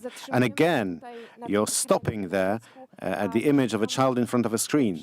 You're not looking for a deep understanding, for an insight into what's happening in the child and with the child. When you're reducing the problem to the screen and screen time, you are leaving the child alone with what is causing excessive use of the screen. The fact that the child is escaping from something or to something that is difficult, perhaps the child is not dealing well with the problem. Co możemy zrobić inaczej? What can you do differently? Zanim zajmiemy się tym, Before ile czasu nаше we dziecko, look spędza at przed ekranem, screen time, zanim zaczniemy, before prowadzić you dialog try z to devise rules, let's take a step back and look at relations with your child, because parenthood is about relations. It's obvious on the one hand, but very often you tend to forget about na it. co dzień w biegu In everyday life, when you're running, we have a long list of to-dos. You focus on action rather than on being. You are ticking individual boxes and forgetting that you have to build relations, you need closeness, stopping, looking into one another's eyes, and physical closeness. When there are no relations, rules become coercion. Coercion leads to resistance. jest ta relacja, Once you have a relation, a close, safe relation with a parent that offers the child a sense of safety, that recharges the child, that is the starting point for sharing values. możemy pokazywać świat, You can show the world, explain the world. You can show what is good, what is bad, what is beneficial, what is not beneficial. Only then przewodzić can you lead the child. For that, you need the foundation of relations. relacja. Tymczasem nasza uwaga Our attention to ucieka. escapes very often to other parts of life. I invite you to take part in an experiment. Think about what you're thinking about. Are you focusing about who your child is? What are the needs of the child? What is moved? What are the feelings and emotions of your child? Or perhaps you're looking more at what you want the kid to do the homework, to get dressed and go to school, motywacji z naszej strony, żeby zjadło obiad, to posprzątało eat czy wyprowadziło dinner, to clean the room, to take the dog out. chcemy i So you tend to focus at on what you want the child to do, rather than accompanying the child's w experience. danym momencie jest. To jest dobre ćwiczenie, It's a good example. żeby obserwować siebie i żeby You can zauważać, do czego monitor yourself and you can diagnose what is the problem and to make a conscious decision about byłoby odpuścić action działanie, and letting go razem właśnie and focusing on being together to build a relationship, to develop the relationship, to create a common space for yourself and the child and its feelings. I often encourage parents to yet another experiment. It's difficult for us to remember what it was like when we were kids, ale zachęcam rodziców but I encourage parents to give it a go, to try to come back to the age of their child. or the kids they're looking after, or with whom they're working at school. Żeby dali sobie chwilę, żeby przypomnieć Give yourselves a moment to remember what was important for yourselves. z tej perspektywy osoby We dorosłej, often, from the perspective of an adult, układamy priorytety. have different priorities. We feel that doing homework, studying is Jesteśmy w takim very typie important. działania. That's how we operate as adults. But when you go back to what was important when we were kids, To z or dużym teenagers, prawdopodobieństwem nie będą it's very likely it will not be grades teaching. It was more about being part of a group, having relations first, loves, being close to others, feeling accepted by others, being part of the peer group. Kolejna rzecz to takie Another przypomnienie thing sobie, is refleksja nad tym, thinking about what was supporting me when I was a kid, when I was a teenager. jakie zachowania dorosłych What behavior from adults made me feel accepted, noticed, and listened to? What supported my development and what was hampering me? What divided me, separated me from others? What made me feel lonely? It was difficult for me to share what was important for me. It was difficult for me to talk about my problems, and I closed off. Kryjemy And when you discover what behaviors, gestures from adults, what comments had an influence on ourselves, you can take a look at how we are behaving, jakich gestów jest dużo w what relacji. gestures we're using in relation to our kids or our To może students. być taką wskazówką, This w can którym be kierunku a suggestion rozwijać, czy w jakim kierunku in terms of pracować. where we should focus our work. Zanim przejdę do takich Before I pomocy i zasobów, talk about the strengths and które the mogą wspierać support rodzica measures that w can obszarze, support the w parent obszarze nowych in the technologii, area of new budowania technologies and building relacji, relations, chciałabym na chwilę zatrzymać I would się briefly like to że pause rodzice on the są fact that parents are a social group who receive a lot of pressure, a lot of advice and ideas about how they should be behaving, what they should be doing to be perfect. This concept of an ideal parent sprawia, że rodzicielstwo staje się generates this feeling of guilt and makes parenting a self-improvement project. What you need is precision, calmness, self-awareness with a lot of empathy. Changing your behavior, your approach is often needed, but it would be good if we didn't criticize ourselves, if we didn't feel that we're doing things badly, whether we're bad parents, and if we didn't stick to our routines, if we were open to inspiration from the outside. Do czego chciałabym Państwa zaprosić? What I would like to invite you to certain approaches that can be supporting. One is a beginner's mind. To jest taka postawa, w This której is an zostawiamy approach na chwilę swoje where you oczekiwania, leave your zostawiamy convictions swoje aside, your expectations vis-a-vis your child, your ideas about who the child should be and how it should behave. otwieramy głowę i trochę You open your mind do tej głowy and you invite emptiness into your mind. And with this empty mind, you meet your child. interpretacji. As a result, without interpretation, without expectation, you can Zobaczyć dziecko tam, see the child where it actually is. And it applies to the internet as well. Often when you feel that internet is a waste of time, that it's bad, even if you're asking questions about what the child is doing online, it feels that we are negative about the whole experience, that this conversation from the very beginning is about being against such activity. And it does not open the child to negotiation about screen time, because the child feels that we have a predefined approach. So a beginner's mind, perhaps it's a difficult state. It's sometimes difficult to put things aside, to get rid of the optics that we're using. But it supports your parenthood. Then, if you have this beginner's mind, invite curiosity. Look at your child as someone from a different planet, from a different culture. It's a journey into the unknown. Curiosity helps you notice where the child is. If parents think that their children are addicted to the internet, when the parents are asked what they are addicted to, the parents cannot answer. It's difficult to ask questions about the internet. It's difficult to know which YouTubers the child watches, who the child is in the game it likes, what powers it has, what missions it accomplishes.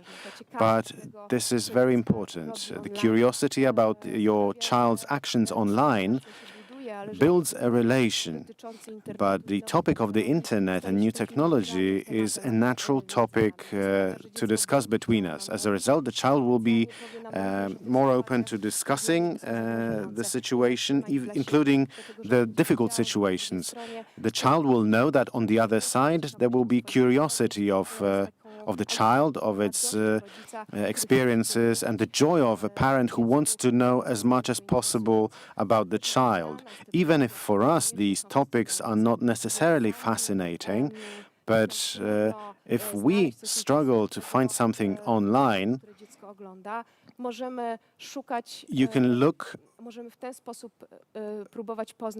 to try to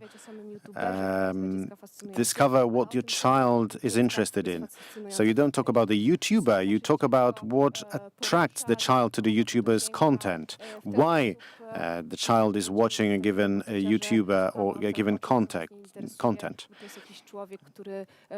This can open the conversation.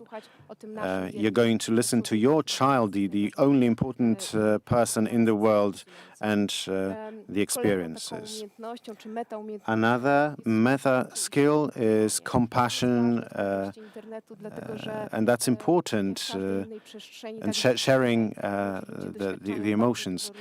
This is important because young people experience a lot of emotions online. If the parent can understand, if the parent has empathy, if the parent can accompany the child, to join the child in what they are experiencing, even if it's difficult for the parent, if the parent would like the child to behave differently, but if the parent is empathetic towards the child, if the parent is ready to accompany the child, again, they are building this space where the child is feeling accepted with all their emotions, and it opens the child up to share the emotions.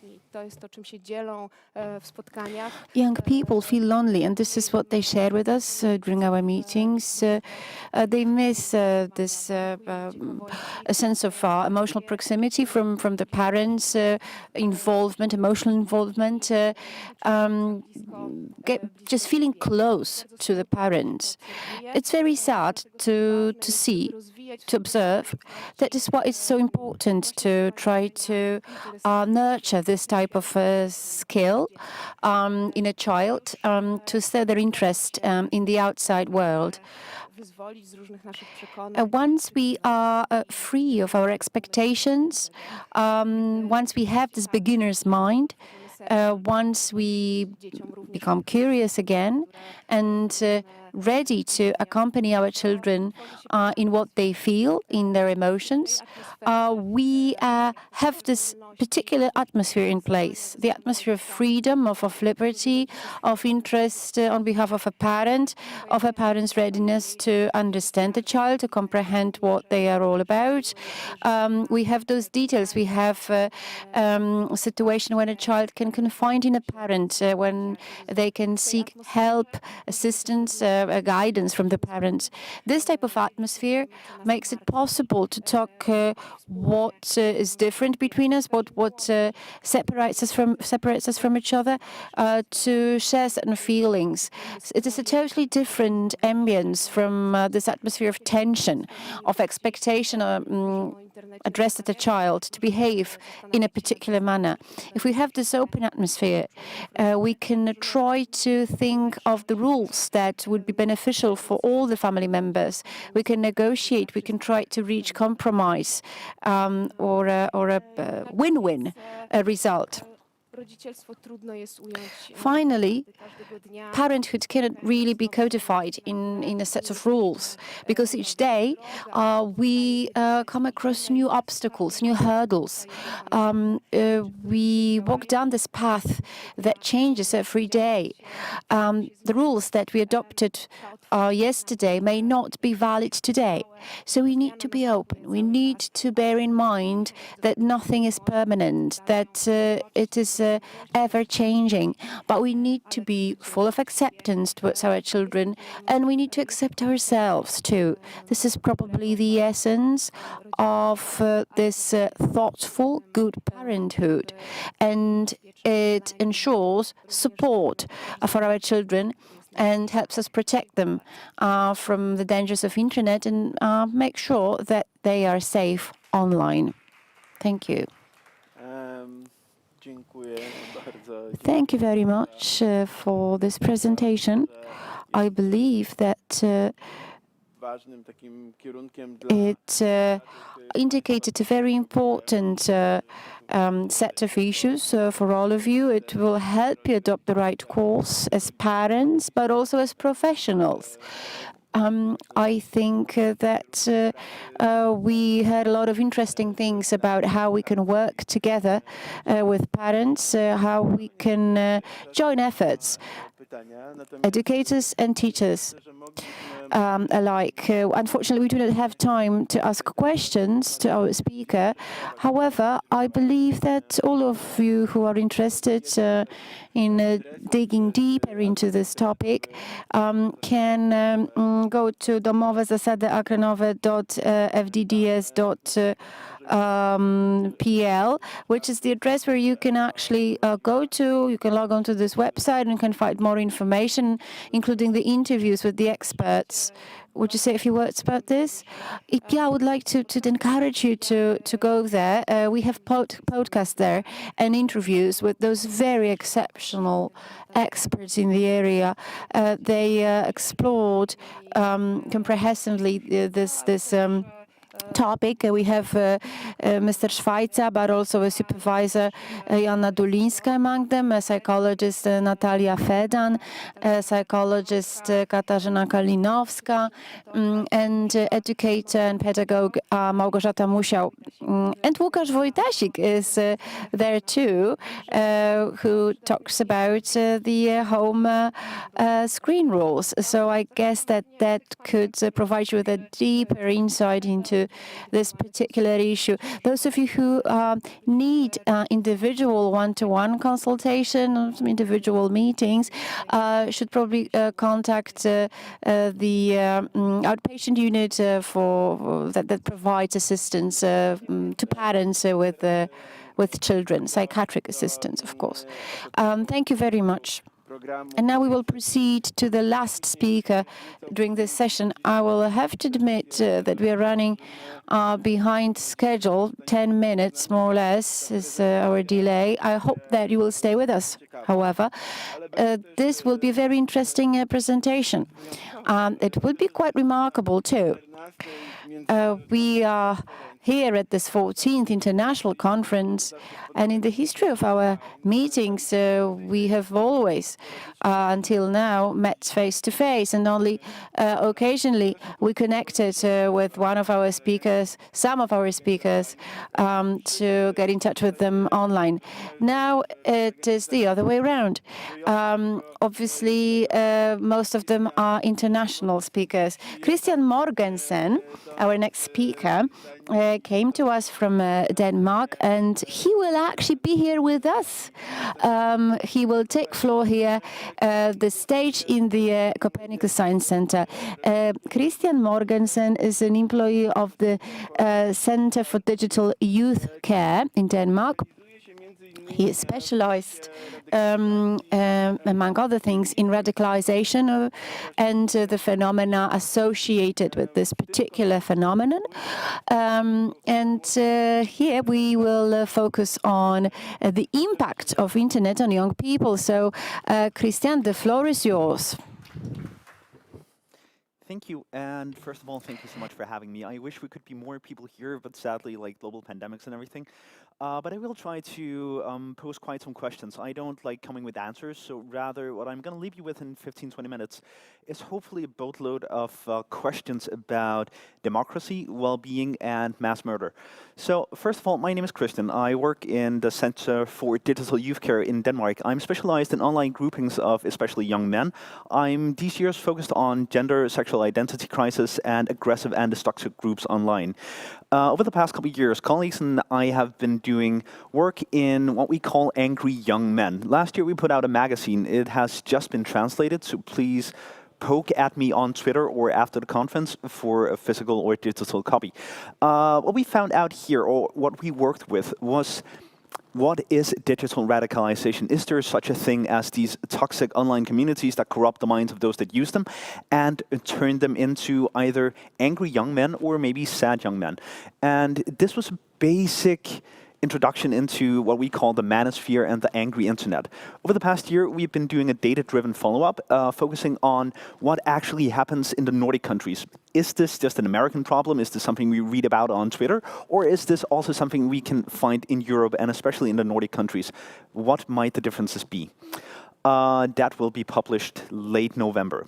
The hypotheses that we've been working with have been to find out if it's true that young men congregate in online digital environments to discuss sadness, ostracization, and loneliness.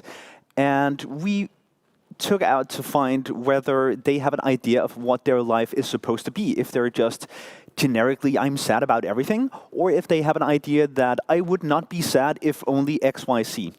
And we have been looking at these components, aspects of the good life, what they could be, and why they don't have them.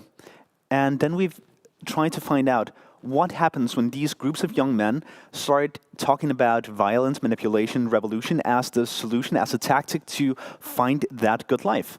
And what we've seen over the past couple of years have been online, we can find a disproportionately large amount of young men being sad, being vulnerable, not feeling well.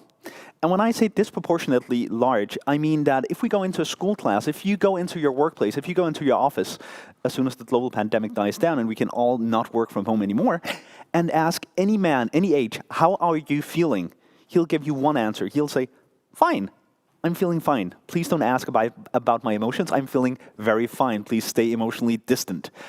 But when asked online, when asked in anonymous spaces, young men increasingly told us, I'm not fine. I'm very fucking far from fine. And they identified several key topics that they felt were missing from their life. Sexual attention or sex, friends, comrades, social communities, and achievements or respect for achievement. The young men also told us that they don't like being sad. It's hard being sad when you're a man. Instead, they often chose to get angry, to get mad, to get revenge, because those are very masculine narratives and very masculine traits. We as men feel more comfortable being angry than being sad. They also knew who to be angry at, because anger needs a direction. And they often directed it at immigrants, people of color, and women.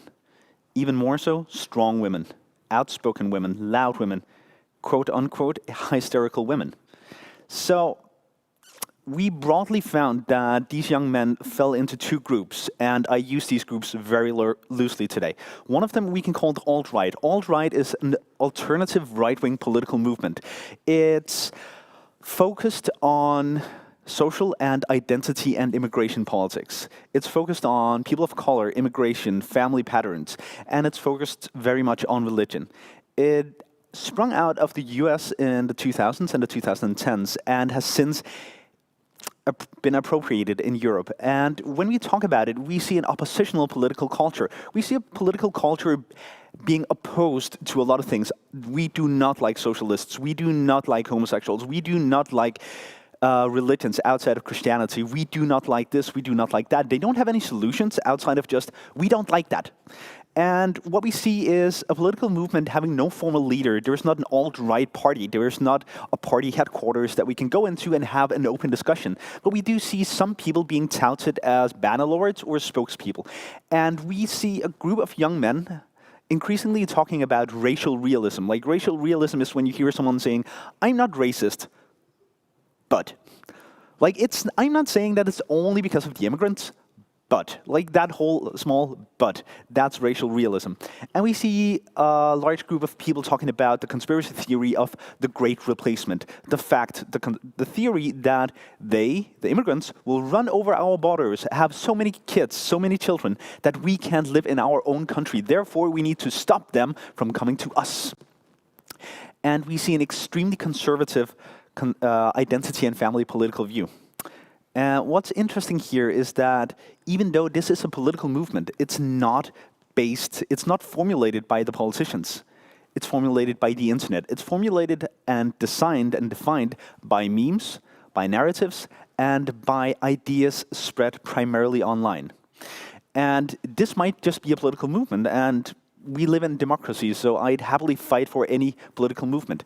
Problem is that we do see this political movement, quote unquote, being used as an excuse, as an explanation for mass murders, terrorist attacks, and the fight against democracy and fight against society. We see people saying, I needed to kill those people because otherwise the Great Replacement would have happened. I needed to kill the young people on Utøya, otherwise the immigrants would have come to Norway. I needed to kill the Muslims in New Zealand, otherwise so on and so forth. I needed to do this. There was a call to arms. So we see this as a set of inherited values. We see people today talking about Anders Breivik showing the way. We see people today talking about Patrick Kreutz's putting into action the plan formulated 10 years before him and so on. Like, we see this set of values. We see these attacks today, these movements being attributed to someone before them. It's inherited. That's one part of it.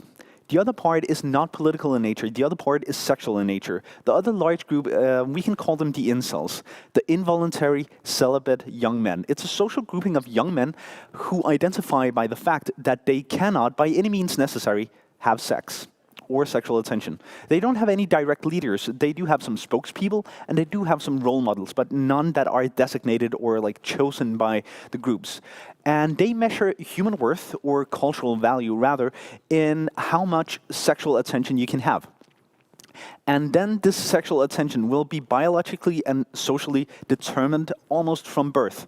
You can be a fake cell, like not a true incel, if you're a man who's kind of good looking, but could still probably have sex if you tried really hard. Like if you went to the gym, if you got a new job, if you dressed better, you could have sex. You're just in a dry spell right now. That's not an actual incel. That's not who we're talking about. We're talking about the people in the lowest sexual hierarchy, the people at the bottom who, no matter how hard they try, they are so ugly, they are so much at the bottom of the social barrel that they could never have sex. And they think that this is biologically determined. Like, you're born with a face, you're born with genetics that determine how sexually attractive you will be. It's about your jawline, it's about your forehead, it's about your nose, it's definitely about your eyes, it's about the size of your wrist, it's about the shape of your earlobe and so on. Depending on whether or not you can check these boxes, you will be sexually attractive to women. And if you are physically, biologically, genetically attractive, well, you might still be a loser. You might still have the virgin walk. You might still be at the bottom of that social barrel I'm talking about. If your parents were poor when you were born, well, you don't have money to show off the clothes that could accentuate the body. You don't have any means. You don't have a ladder to crawl out of the hole that you were born into. On the other side of the spectrum, you have the Chad. The Chad is the outspoken, the assertive, the boisterous, the very manly man. He's sexually greedy. He takes all of the sex from all of the sexually available women, so there's nothing left for the incels. On the other side, you have the women. The women will probably, most of them will be Stacys. A Stacy is a woman who knows that sexual attention, is transactional in nature.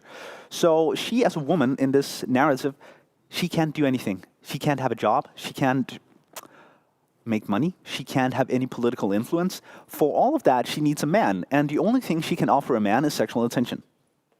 She found that out, so she's playing into that. Short skirts and big boobs and large ass, like all of this that men apparently like. On the other end of the female spectrum, you have the Becky. Becky is just the pre-Stacy. Becky just didn't find out that she only has sex to offer. She's probably in university. She's probably trying to have some sort of professional influence. But the point of the fact of the world is that, well, she's not going to have, because she's a woman, and women are worth less and capable of less than men. So women need to trade their sex, their sexuality, to men to have any sort of influence, to have any sort of power. And the Stacys found that out. This is a group of young men that primarily, mostly think that sexual attention is a human right.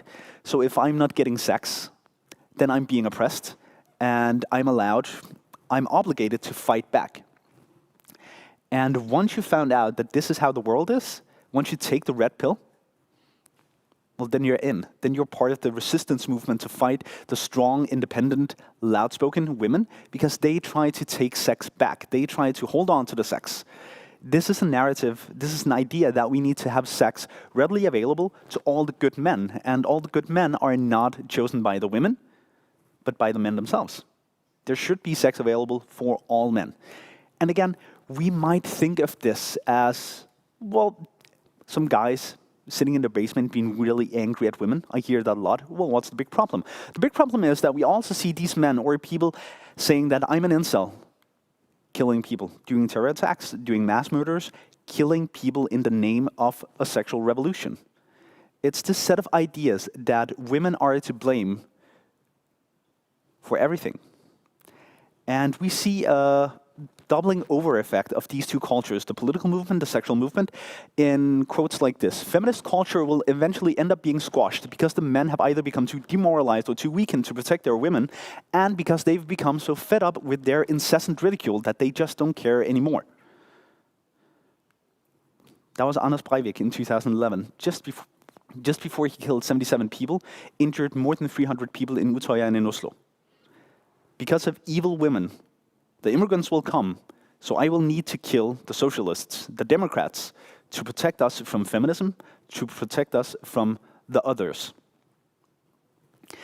And when I talk about this, I talk a lot about the angry internet. I talk a lot about terrorist movements and terror attacks and so on. It's not always that dramatic, because we have two other problems that are less theatrical, but in my opinion, way more important to also talk about. We know that some of these groups attack their targets, women and people of color, immigrants, not only by mass murders, but also by digital attacks. This can be doxing, hacking threats, fake photos, and so on. We know that outspoken women and policymakers are targeted primarily by these movements. We know that, therefore, a lot of women disengage from the political debate and from policymaking. We know that women are targeted by these groups, so they don't engage in the democratic movement. Therefore, this is also a democratic problem. We also know that when interviewed or when surveyed, these young men say that they report extremely low well-being, low social effects, and very low happiness. We know that most of these communities that are aggressive or hyper-aggressive in nature started out by basically being support groups. And we know that these support groups are places where the misfits can fit in and have freedom of speech. So this is also definitely a problem of young men having very low to non-existent well-being. This comes about because we as humans hate uncertainty. The more complex societies we live in, the more we want to have something that identifies us. We want to be one of the blue guys. If we live in a hyper-complex community, we want to definitely be one of the blue guys. And that increases. So what we do see in all of these communities and all of these digital environments is that there's these narratives, that the others, there's a group of others that are hunting you, that will hurt you, that are after you. Society is unfair. No one from the public is going to help you. There's a narrative of the elite. That can be academics, that can be rich people, that can be sexually active, attractive men, are dangerous and malicious, out to hurt you. And there's an idea of you cannot do this alone. You need someone, you need a team. And of course we could just talk about it, but my point here is that I'm talking about young men, and young men do not talk about it. So they seek a group, they seek a clearly defined, ready to fight for them group.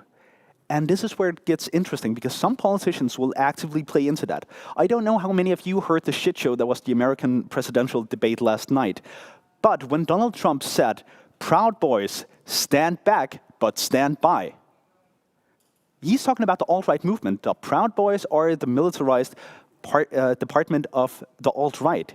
They're told to stand by, like, we might need you. The president is calling on you. And this morning on Telegram, on Gab, on all the right-wing, or primarily used by the right-wing movement digital environments, everybody was up in arms about the president said that he might need us. We're supposed to stand by for this upcoming civil war. Because Donald Trump talked about the elite and the others, the red shirts. He said after the standby comment, he said, "I'm going to tell you what, someone needs to do something about this anti-fascist problem." This is a call to arms. This is a, we might need you. You need to take the red pill. You need to join this, my side of the civil war. That's an attractive feeling. It's nice to know that you're needed. This is a calling in life.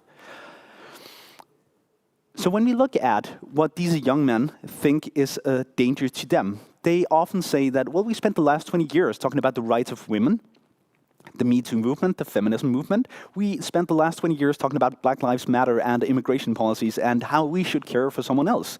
We spent the last 20, 30, 50 years talking about what's wrong with white supremacy and patriarchy. So what's left for the man? This is actively fighting the white man. So white men with no well-being, who don't feel good, say, well, if we're actively fighting me and I already have nothing, that really fucking sucks. So they look for cultures that will fight for them. This can be men going their own way, men's right activism, alt-right, incel, gentlemen, pickup artists, trolls, so on and so forth. But this manosphere movement also spills over into the public eye, because of course it does. Last year we had a survey in Denmark. 43% of the people asked thought that the fight for equality had gone too far. When surveyed, Danes, more than 4 out of 10 think that the fight for equality has gone too far. We're done listening. Like, the women have the right to vote, they have the right to work, all this shit. Like, what more do they want? The fight for equality has gone too far. That is a really dangerous notion. Because what we see is that these cultures appropriate pop culture movements. They love the Joker movie. They love Rorschach from The Watchmen. They love V from V for Vendetta. And they can always quote these things that beneath the mask there's more than flesh. Beneath this mask there's an idea. And ideas are bulletproof. Like, this is a very romantic notion of, I might not care, but I can sacrifice myself in the name of a case that's bigger than me. And we see this spilling over into influencers. When we look online, we can readily find thousands of comments decrying how feminists should be fought, how women should not be allowed to be part of the discussion. And we see some of the most popular influencers, political influencers today, having basically one trick. They want to crush feminism. This narrative of being the strong man that will fight all of the evil women that come to take away the rights from the men, well, apparently it can net you millions of dollars and even more views on YouTube. This idea of the strong man being the guy who fights women. Apparently it works. So what we take from all of this is, of course, after a scientific approach, we see that we know young people, everybody, wants to hang out with someone like them. We know that some young people have trouble in making friends. We know that some of these young people having trouble making friends go online instead. We know that there's a danger that they isolate themselves online because they only have success, they only have social clout online.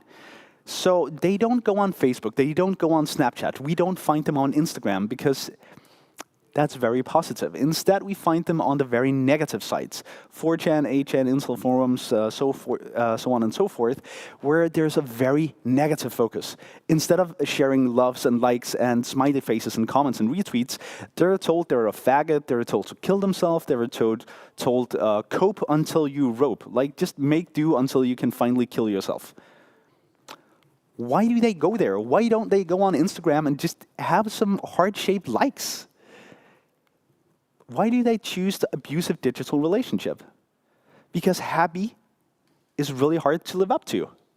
happy is the smiley faces, the thumbs up, and the hearts on Instagram. That's fine if you're successful. If you have the happy stories to share about traveling, about being successful, about being hot, cool, go on Instagram, have your likes. But they all tell us that when a social media is so pointed at you, like Instagram or Snapchat is like, who are you? Take pictures of you so I can see who you are. That multiplies your feelings. So if your feelings are negative, or if your life is negative, that's just going to be multiplied if you're on Instagram. So instead, they choose sites that are anonymous and sites that actively target the happy surface level life that Instagram is. What they tell us is that all these average social media sets a very high bar for the quality of life. To be popular on Instagram or Snapchat, TikTok as well, you have to have social interactions. You have to be kind of sexual. You have to be academically progressful. You have to have political engagement. You have to be successful to be working or functioning on Instagram. Instagram, Facebook, Snapchat, TikTok is made for people who are, or at least want to try to look happy. If you don't want to try to look happy, go somewhere where they try to actively tear down the bar. And like one of them told us, the child who's not embraced by the village will burn it down to feel its warmth, or he'll build his own village. What we see is an idea of a counterculture that is based on the fact that my life could be better if only men went back into nature, men were men, women went back into the kitchen, maybe the bedroom, and the others went back to where they came from. Like if we tuned back time like 150 years, everything would be easier for me. Back when women were women and men controlled them. Like everything was so much easier back then, politically, socially, romantically. So it's this idea of hyperconservatism or anti-progressiveness that pervades all of these environments that we've been studying. And we see a notion, basically a recipe for a real man. He's in nature. He eats meat. You can't be a real man if you're a vegan. He drinks his coffee black, and he has one woman. He will fight for her. He makes money. He's successful, like this proper good man. And that kind of plays into one of the critical things about being a young person. That you have to be happy, and you have to find a way to formulate a life that allows you to be happy for the rest of it. So everybody's usually in an inevitable fluctuation between being happy and being sad. Usually we have systems, friends, lovers, coworkers, work, school, hobbies, that help us be more happy than sad.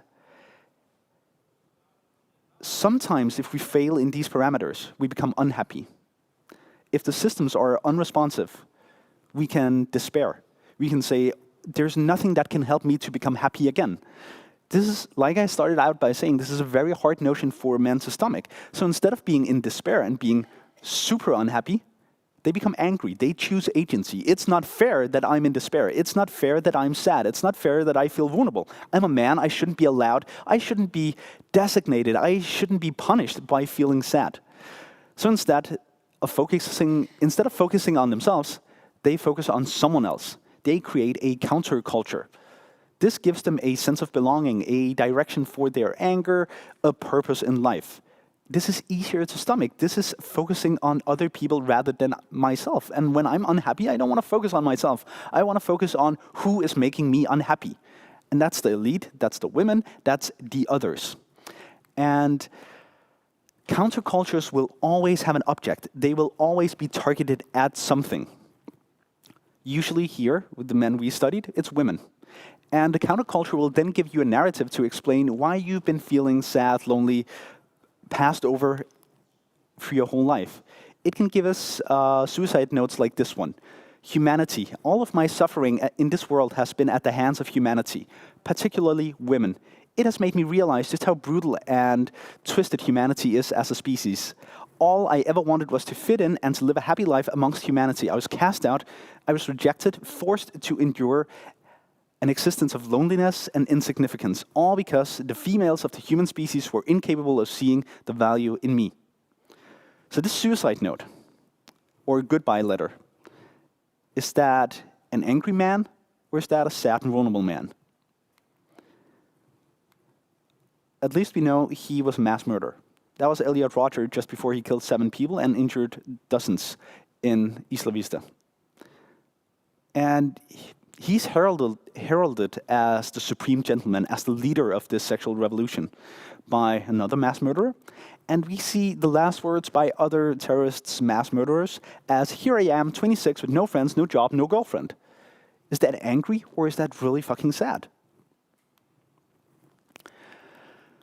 So it would be easy to say that the communities online where these young men meet, well, we should just close them down because obviously they're toxic. But when I interviewed one of the men who made the biggest incel community in the world, he said that the community is filled with people who are at their lowest. They suffer, they're alone, and while they can talk about their plight on other spaces, most people simply don't get the issue. They'll be suggested to keep trying, to man up, to be more confident. Many of these are unreasonable and unrealistic and make little of the suffering that the person is going through. Thus, many people were left emotionally homeless when the other forum was banned. This forum attempts to recreate such a home for some of them. So is our solution really to just close it down, or should we try to qualify it? So the questions I'm going to leave you with, like the challenges I'm going to pose you, the problems that you guys need to find a solution for over the next, well, hopefully a couple of years, is that most of these digital enemies of feminism and progressiveness believe that they are the egalitarian. They don't believe themselves to be the bad guys. They think that they fight for equality. They believe societal progression is what has taken the happiness away from them. Therefore, they fear it. They just want to live in the world 200 years ago because there they would have been successful. And we, the professionals, often say that, well, it's just the internet. They just say it for the lulz. They don't mean it. They are just shitposting. Are they right? Like, we need to actively have this talk. We need to acknowledge that these young men in their world are not the bad guys. And we need to make a choice whether or not we acknowledge that only anger is a masculine emotion. We don't talk about the sad men. We don't talk about the unhappy men. We don't talk about the men not successful. We talk about the vengeful men. We talk about the men who are fighting for something. Or we talk about the successful men. That's a dangerous narrative to be a sad man in. And when we only talk about men when they have reached the emotional level of anger, we risk an emotional snowball effect. We wait until this anger has cultivated and has risen, drew emotional interest. We risk treating sadness with anger management. And after spending about 2 years on all these very dangerous, very angry forums, I need to say they're kind of beautiful in nature. It's young men bonding, young men talking about emotions, talking about being together, talking about having a brotherhood, a sense of worth, obtainable personal goals, like how could you become a better man? How could you become happy? It's agency through solidarity. It's a ton of things that we would love to promote in schools, in hobbies, in scouts. Here, it's just directed aggressively, usually at women or immigrants. But the base nature of it is very, very positive. So the last thing I'm going to say is that if we reduce these men and these movements to just being angry or just being violent, we're fixating on a symptom much rather than a cause. And we cannot offer any solutions that don't try to help these young men. Thank you.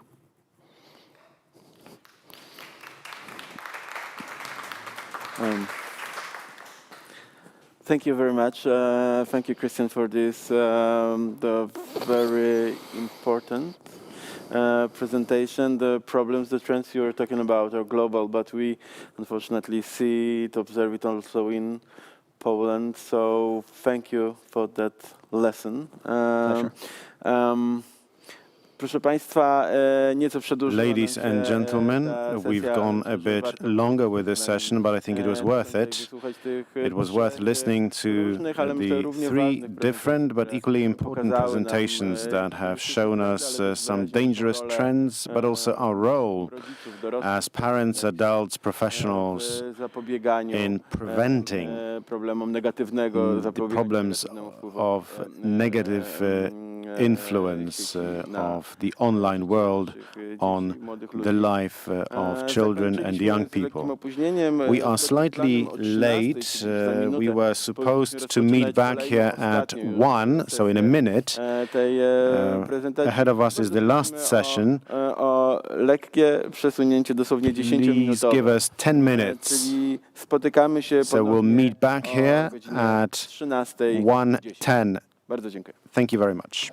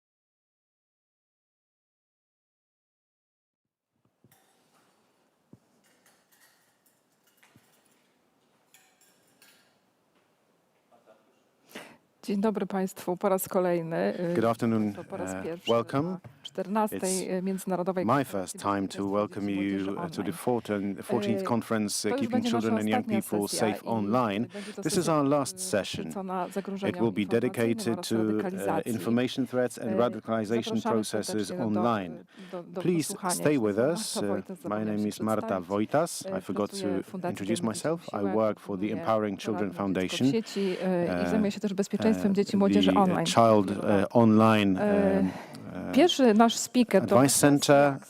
który The first jest speaker will be Matthias Jaks, koordynatorem who is projektu the Safer Internet w coordinator of Austrii. the Safer Zapraszamy Internet Cię, project Matthias. in Hello, how are you? Austria.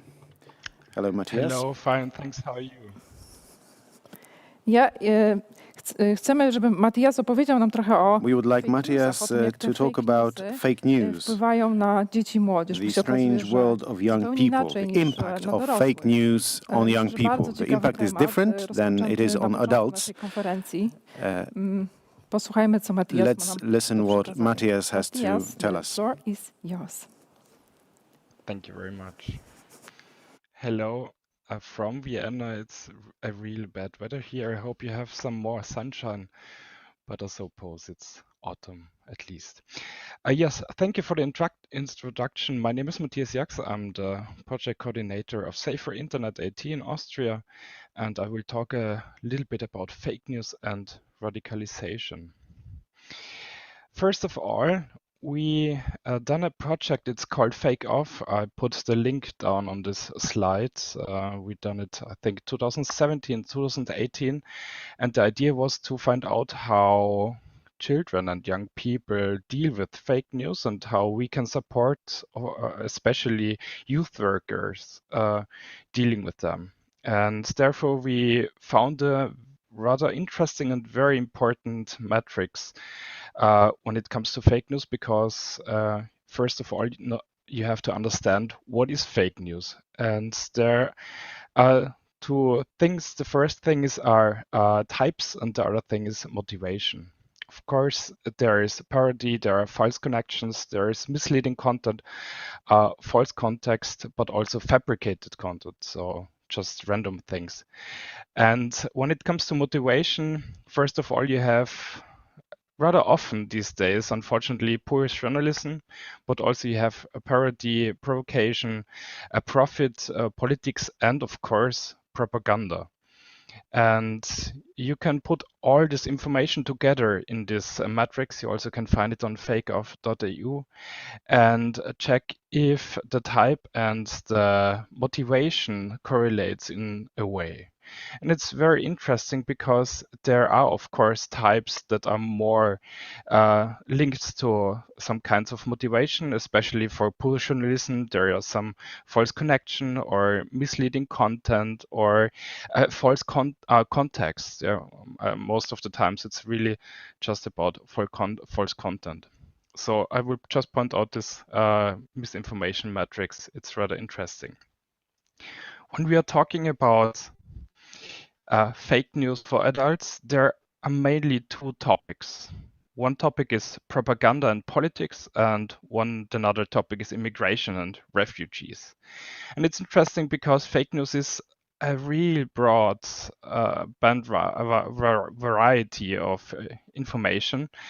And I don't know if you already saw and hear it today, the biggest, currently probably most dangerous conspiracy theory is QAnon. And just put it on Google. It's very strange and quite old already. But especially in America, and now Trump has put a mark on it, and it's really frustrating because it's fake news in this poorest thing. There are people in the world just leading whatever thing you do, and you don't have a choice. And of course, there are also reptiles, and they're drinking blood of children. It's crazy, but still people are convinced that it is true. When it comes to young people, fake news and the topic variety is really much broader than you probably would think of. Of course, there is also propaganda and politics in there. There's also immigration and refugees. But you also find health things, you find sports, food and diets, body image, a big issue also in Austria these days. When you look at streams of young people, they have these perfect bodies on Instagram, and these influencers are always telling it's a natural body, so they don't do anything, just sports. But of course, it's correlated with drugs. They're taking stuff they don't usually should take things. And of course, we have the topics of sexuality, we have cyberbullying, we have life hacks. I don't know if you already saw the life hacks of cooking something together very easily. And this is also fake news because most of the videos are just produced for watching, but not to reproduce because it's even not possible. We have collected a huge amount of fake news across Europe. Also, you can find it on fakeoff.eu.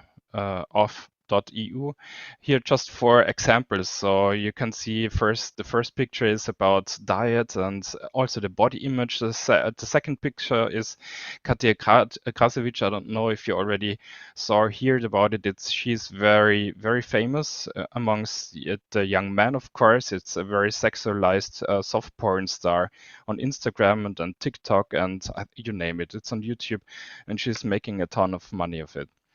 We have the drug thing. There is a posting that nobody ever died about taking marijuana. And we have, of course, the coupons when it comes to money, not also adults, but also young people falling into this fake news. So we know that young people have an information overload. They are consuming a lot of information online these days. They have their smartphones 24 hours next to them. And 2016, in the end of 2016, we did a study about it, about rumors on the internet. And we tried to find out how teens evaluate information found in the internet. So we did a representative study between 14 and 18-year-old young people in Austria. And the first question was, we asked the information source, where do you get your informations, your daily based information? And number 1, of course, social networks. And we say, okay, social networks, that's interesting. Second thing was television. We like, hey, interesting, television, are you sure? And then we asked again, and they said, of course, it's online television. So they are streaming next to YouTube. A lot of streaming things are in this television. They are not looking television like we are used to it. And then we asked, okay, we now know that you're getting your information at social networks. What do you think, how reliable is this information? And then there is a big gap now. Only 10% of the asked children said that social networks are reliable. So social networks are little trustworthy. There is a big problem now. They are getting their information in social networks. They know it's not reliable. And then let's ask when they know, do there something about it? How do they evaluate their information? And 62% said, of course, I fact-checked myself. And he said, yes, good. But the problem was when we look deeper how they fact-check, the biggest problem was they're just copying the headlines into Google, and of course they're getting back the information they were looking for, and that's the fake news. There is no fact checking. Most of the time they are just taking the first information, the first thing they find on Google, and say, okay, yes, when it's on Google, then it has to be true. So big problem, they're not really fact checking. They know that their information source is not really reliable, but they don't know how to deal with it. So we pointed out 4 things how to deal with rumors. I will give to you. The idea is, first of all, be skeptical. Be very skeptical when it comes to emotion and to sensational language. It's very important. In Austria, we say, listen to your gut feeling. When it's something don't feel right, please, therefore, it could be fake news, and most of the time it is. Of course, find out where to recheck the information very fast. You don't have that much time. You don't go to Google and check it on the newspaper and on that newspaper and that web page. But there are a lot of fake news websites also in the native language of every country in our Europe. We have also a list on fakeoff.eu where you can just easily type in the information and you will get already fact-checked information about this content you're looking for. When it comes to pictures and videos, be very, very sure that it's correct. There are a lot of possibilities to especially reverse check images on Google reverse image search.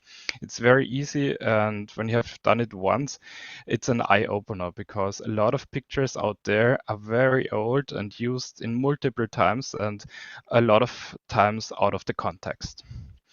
And of course, last but not least, share with caution. Social media and online, the online world is living like you have to share something, but you don't have to actually. So everyone can help stop spreading rumors by not sharing so much, because often when you share, you just click share and don't recheck it. And when you recheck it, you don't share it. But what's the point of it? So often you don't have to share something. It's more important to just read it, consume it, and maybe talk about it, but don't share it online. So that's short from me, fake news and radicalization. I have a last picture I want to show it to you because the United Nations has a nice picture and series made on Unsplash. It's free to use. And the biggest problem for United Nations and the VWO now are fake news and fake news around COVID. And it's interesting to look at them, how they deal with it, and what shareables they are also producing we can use to stop spreading fake news. That's it for me. Thank you for listening. If there are any questions, I'm happy to answer them.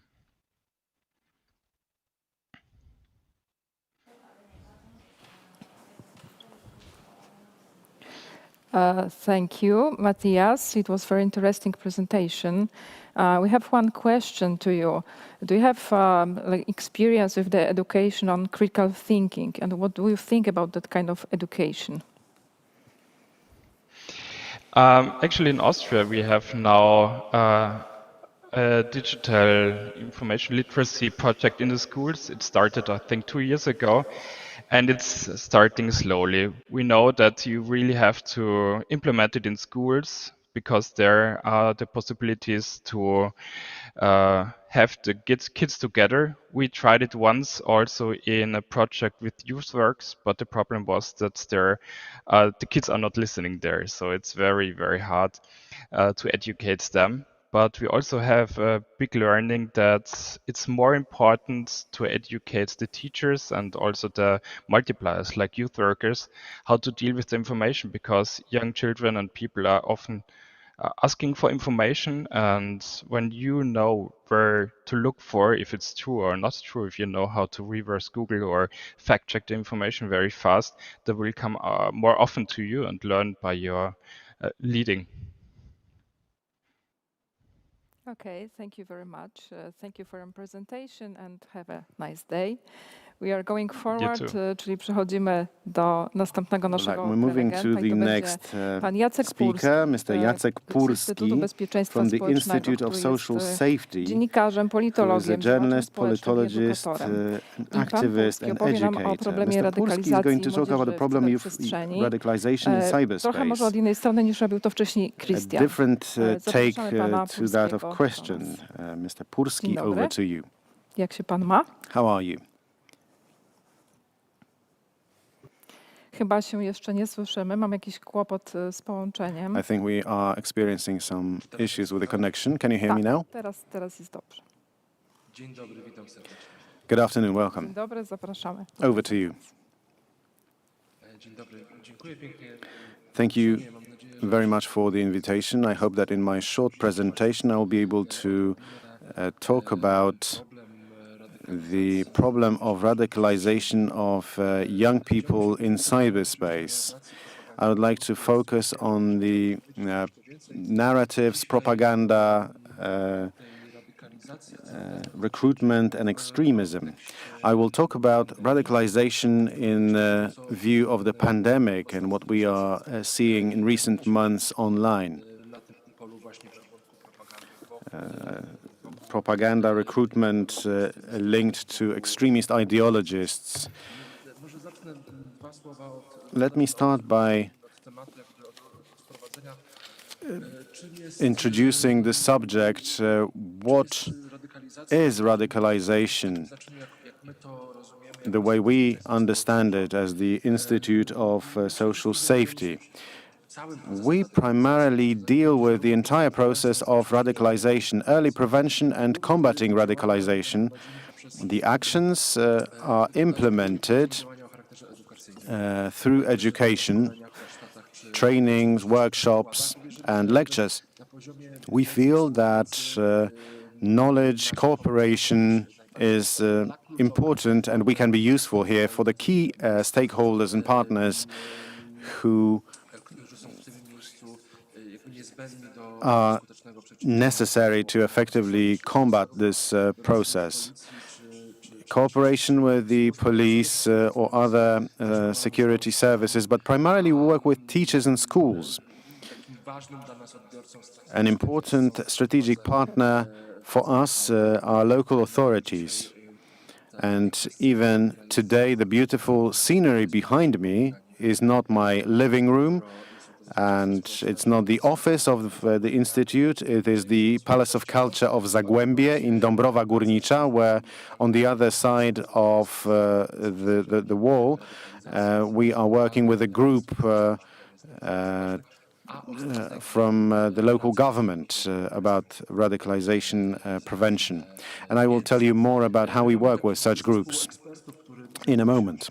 We have a group of experts who are working on radicalization. These are people who, on the one hand, research this phenomenon, but they are also practitioners, former police officers, anti-terrorism researchers, but also experts dealing with hate crime, hate speech, educators, and social workers.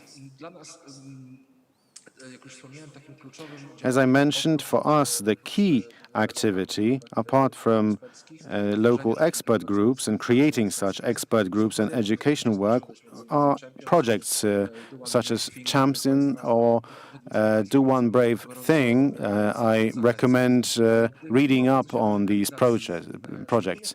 When you're talking about radicalization in a country like Poland, but this is not true just for Poland, the entire region of Central and Eastern Europe is relevant here.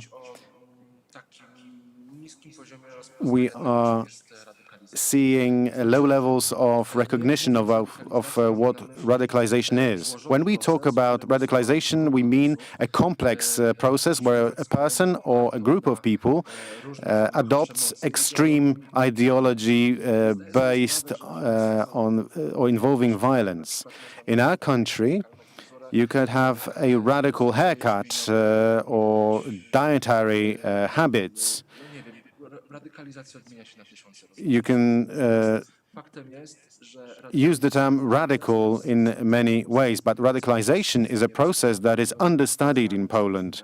Together with colleagues from the Czech Republic, Slovakia, Hungary, Romania, we are meeting and discussing the situation which we find is common for our countries. We are talking about radicalization, social polarization. Very often, the terms are also used politically, which is terrifying, because we are talking about safety and security of young people. A great example here of how we talk and think about radicalization is the tragic event such as the murder of Mayor Adamowicz of Gdańsk, where after the event, the mayors of cities across Poland have made a statement that they're going to work against hate speech or hate itself on the internet. I don't really understand what hate is. I understand what it means to hate, but the term hate is not that clear. Hate speech and hate crime is something specific rather than hate in general. If I tell you that I'm going to start hating you or pouring hate on you, will you be concerned? Will you know what I'm talking about?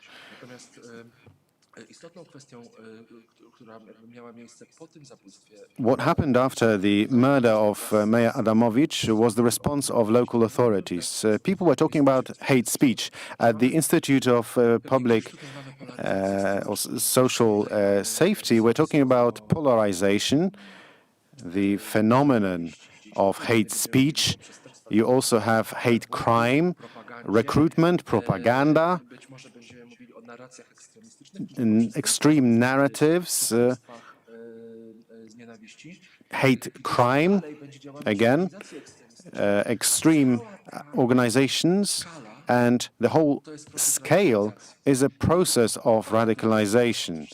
And it's good that the mayors have addressed the subject, have taken action to combat hate speech, but this is not a response to the radicalization process itself. When we're talking about online radicalization processes, it can be divided into a number of important segments from the point of view of people becoming extremists or joining extremist organizations.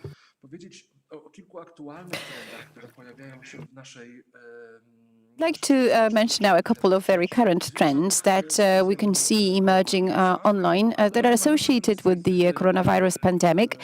And as I said before, they take place in an online world. My predecessors have said quite a lot so far about fake news and conspiracy theories. Try to imagine that these conspiracy theories that are mushrooming in an online reality at the moment, like white genocide or great replacement theories. Actually, the two of them are fairly intertwined. Or, for instance, Branton Tarrant's theories, the terrorist from the Christchurch organization in New Zealand. He went to Europe, he went to Central Europe, and he actually met with local groups, terrorist groups, before he committed this crime. So this could be perhaps an inspiration, but this can trigger the acts of terror. We need to remember that. However, over the last several months, I think perhaps it started in March last year, we have witnessed since then the increase in popularity at the level of search hits and fake news, the popularity of conspiracy theories motivated by the extreme right ideology or neo-Nazi ideology. And this narrative, these trends are most often backed by alt-right movements, or in Poland, these would be people associated with autonomous nationalist movements. So we need to bear in mind that this type of narrative does not happen by accident. It is not created by accident.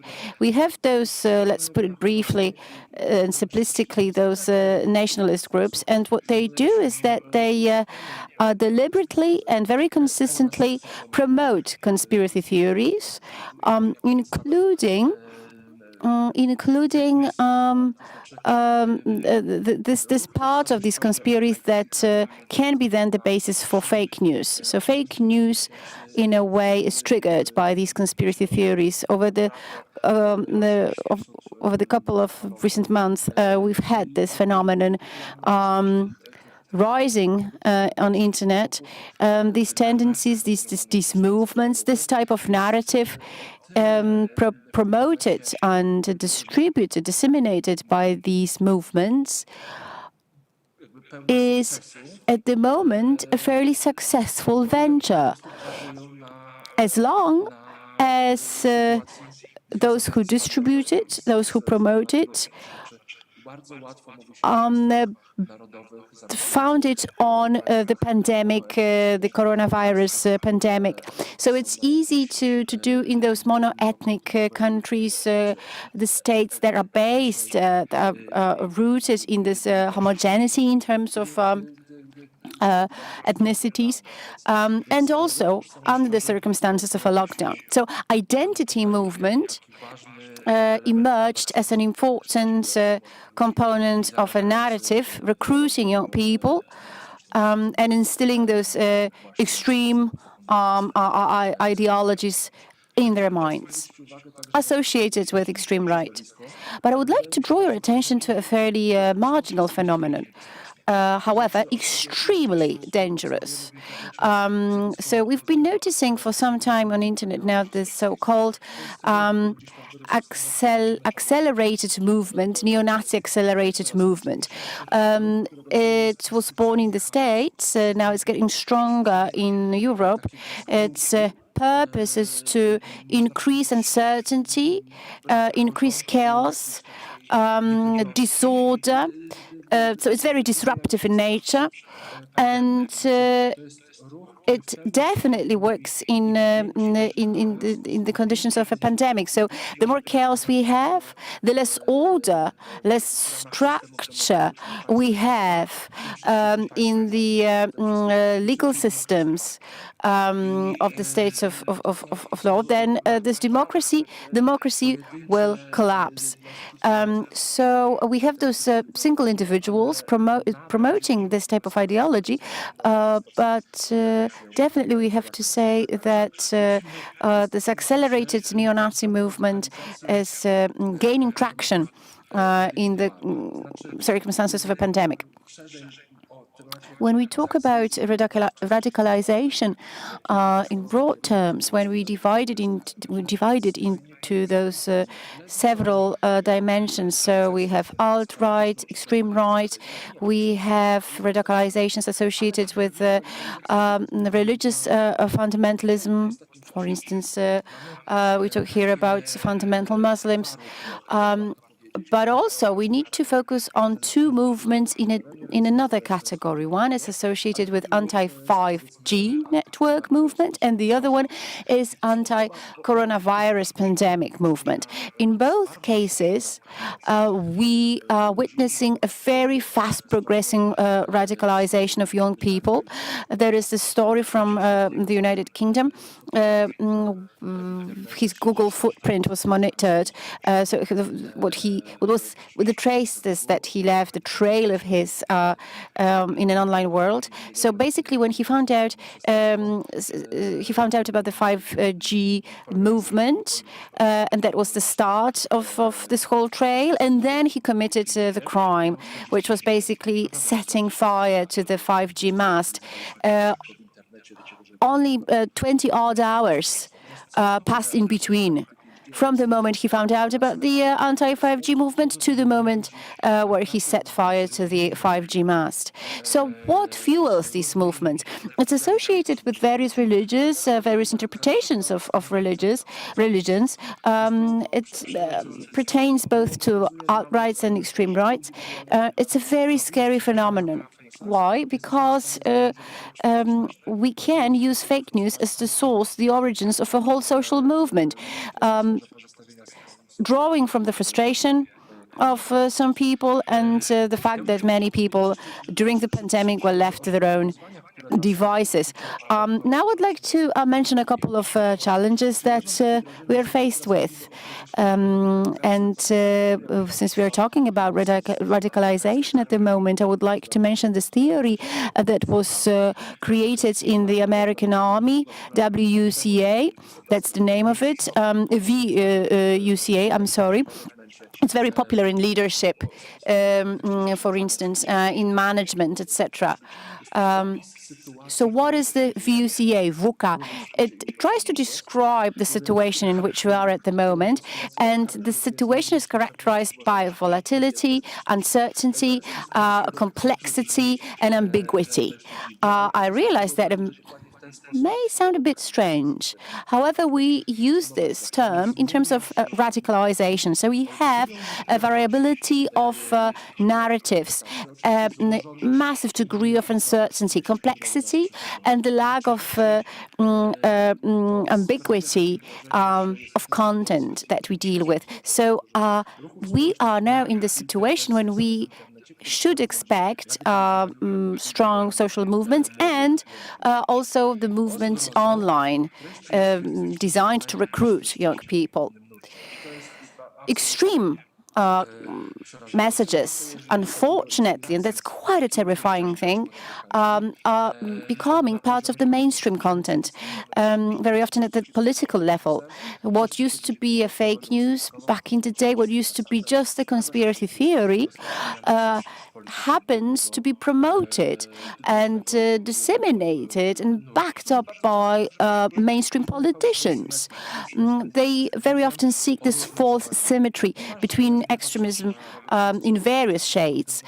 It is important to focus on radicalization in terms of a particular state, particular country, or even province or a city. So where this radicalization process takes place, in what space. Let's not fall into this trap of false symmetry. What is also important is that the new content in virtual and non-virtual world very often is generated in Eastern Europe. And we've witnessed that more and more often, that those extreme movements come from the west through the east, something that happened 20 or 30 years ago. Now it changed. It has changed, and lots of this narrative, a lot of this narrative comes from and is generated in Central Europe. So what is this effective recruitment about, especially in the times of COVID-19? Each expert looks the same nowadays. In other words, we watch those experts in this virtual space on a little screen, just like you are watching me at the moment. So we have, for instance, this expert in extreme content, and he is there in an online world. We have this young person who can appeal to another young person.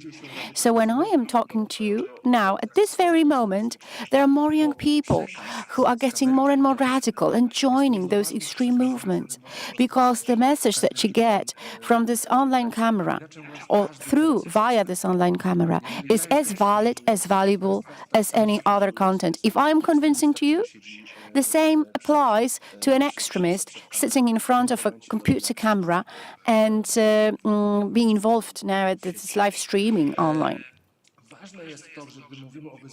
Importantly, when we talk about the challenges associated with radicalization on internet, we have to think about those old-timers in terms of social activism and the new guys, new kids on the block. So we have those who use the media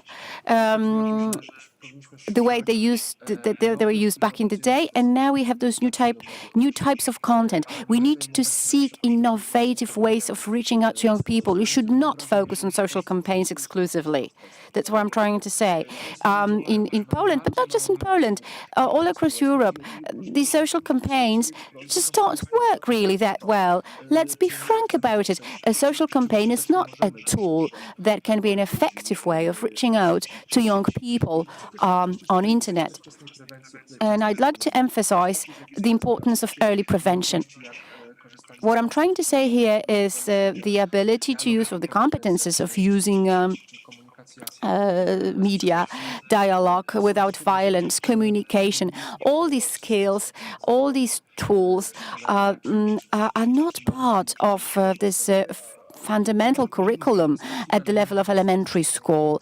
And perhaps they should, because without these competences, without these skills, we are not really able to respond to the current threats as a civic society. We are not able to deal with the increasing radicalization of young people, especially in those cases when this radicalization turns into extreme radicalization and it escalates.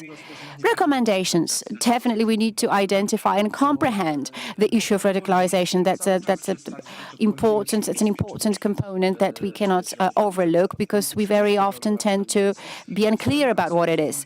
Depoliticizing of radicalization, that's of fundamental, paramount importance. We talk about radicalization in the terms of safety, so let's leave politics aside. Education that is adapted to individual groups of people. This is also very significant, whether we address members of local governments or a group of teachers, or whether we're dealing with inmates or police forces or internal security officers, etc. We feel that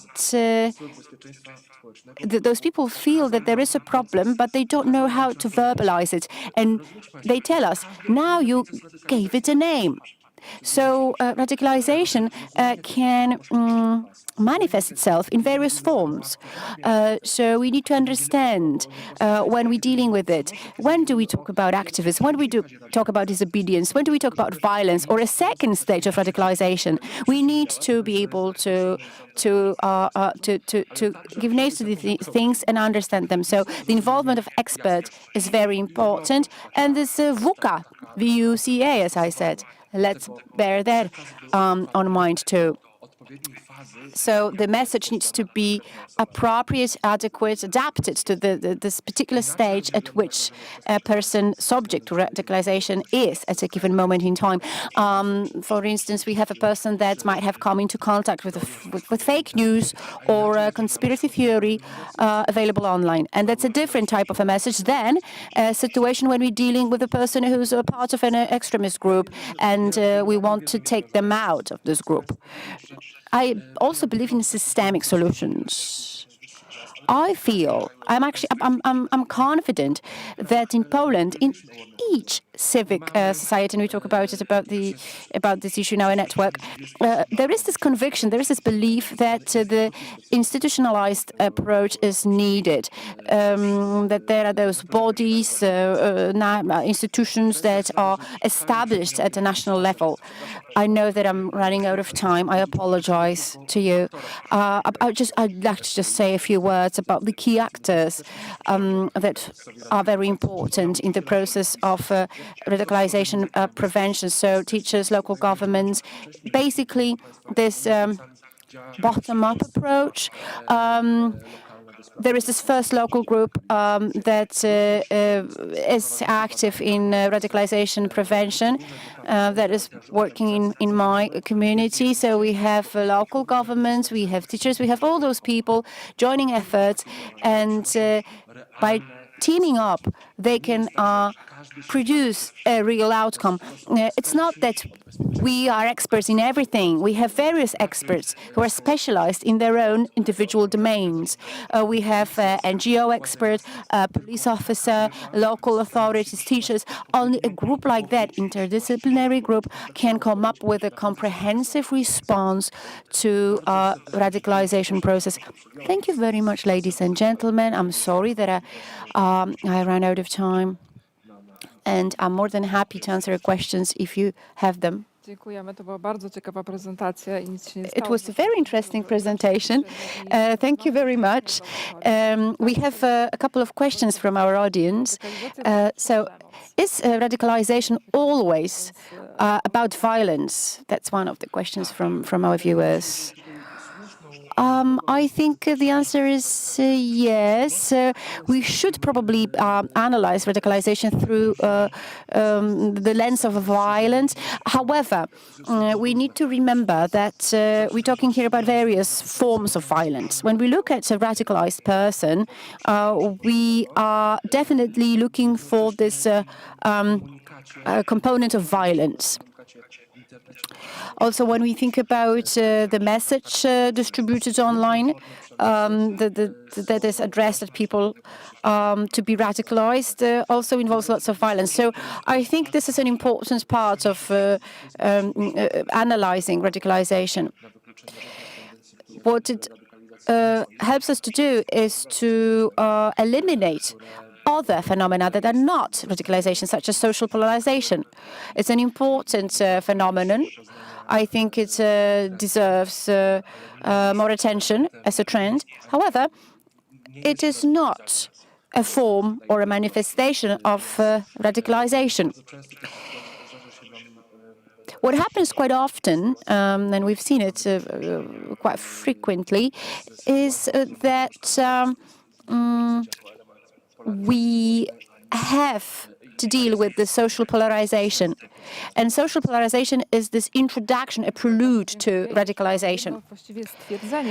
Thank you. And there is not really a question, but a statement that young people are gullible, that they absorb everything that is available online, and it's easy to manipulate young people nowadays. Would you agree with that statement? I'd say that young people are smart, first and foremost. I believe in young people. I think that they can use the brains, the fact that they are smart, to protect themselves against those extreme types of content, extreme ideologies. However, sometimes we need to guide them. We need to help them to discern what is okay and what is radicalization. A well-adapted online and offline content is usually effective. What I think, however, is that if we want to have this critical approach to young people, if we want to see them as gullible young people, if we want to do that, we should first focus on ourselves. What have we done over recent dozen or so years to prevent radicalization, or at least to recognize, identify this type of content online, to identify symbols of hate, to prevent hate speech, both online and offline? In our part of the world, these topics have been, for a very long time, they have been neglected, overlooked, dismissed, and belittled.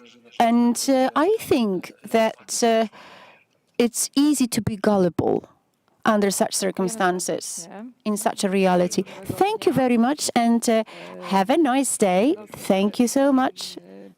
Now we will proceed further. However, it will be disappointing news, ladies and gentlemen. Peter Kreko unfortunately cannot connect with us. He won't be with us today. He was supposed to talk about political capital. He was supposed to talk about anti-science conspiracy theories. So I'm afraid this is the end of our presentations. However, you will receive the materials and certificates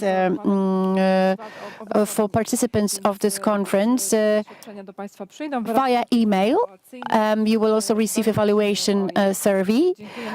This will be sent to those people who have attended our conference for 2 days, and I hope that we'll see each other next year face to face. Thank you very much, and have a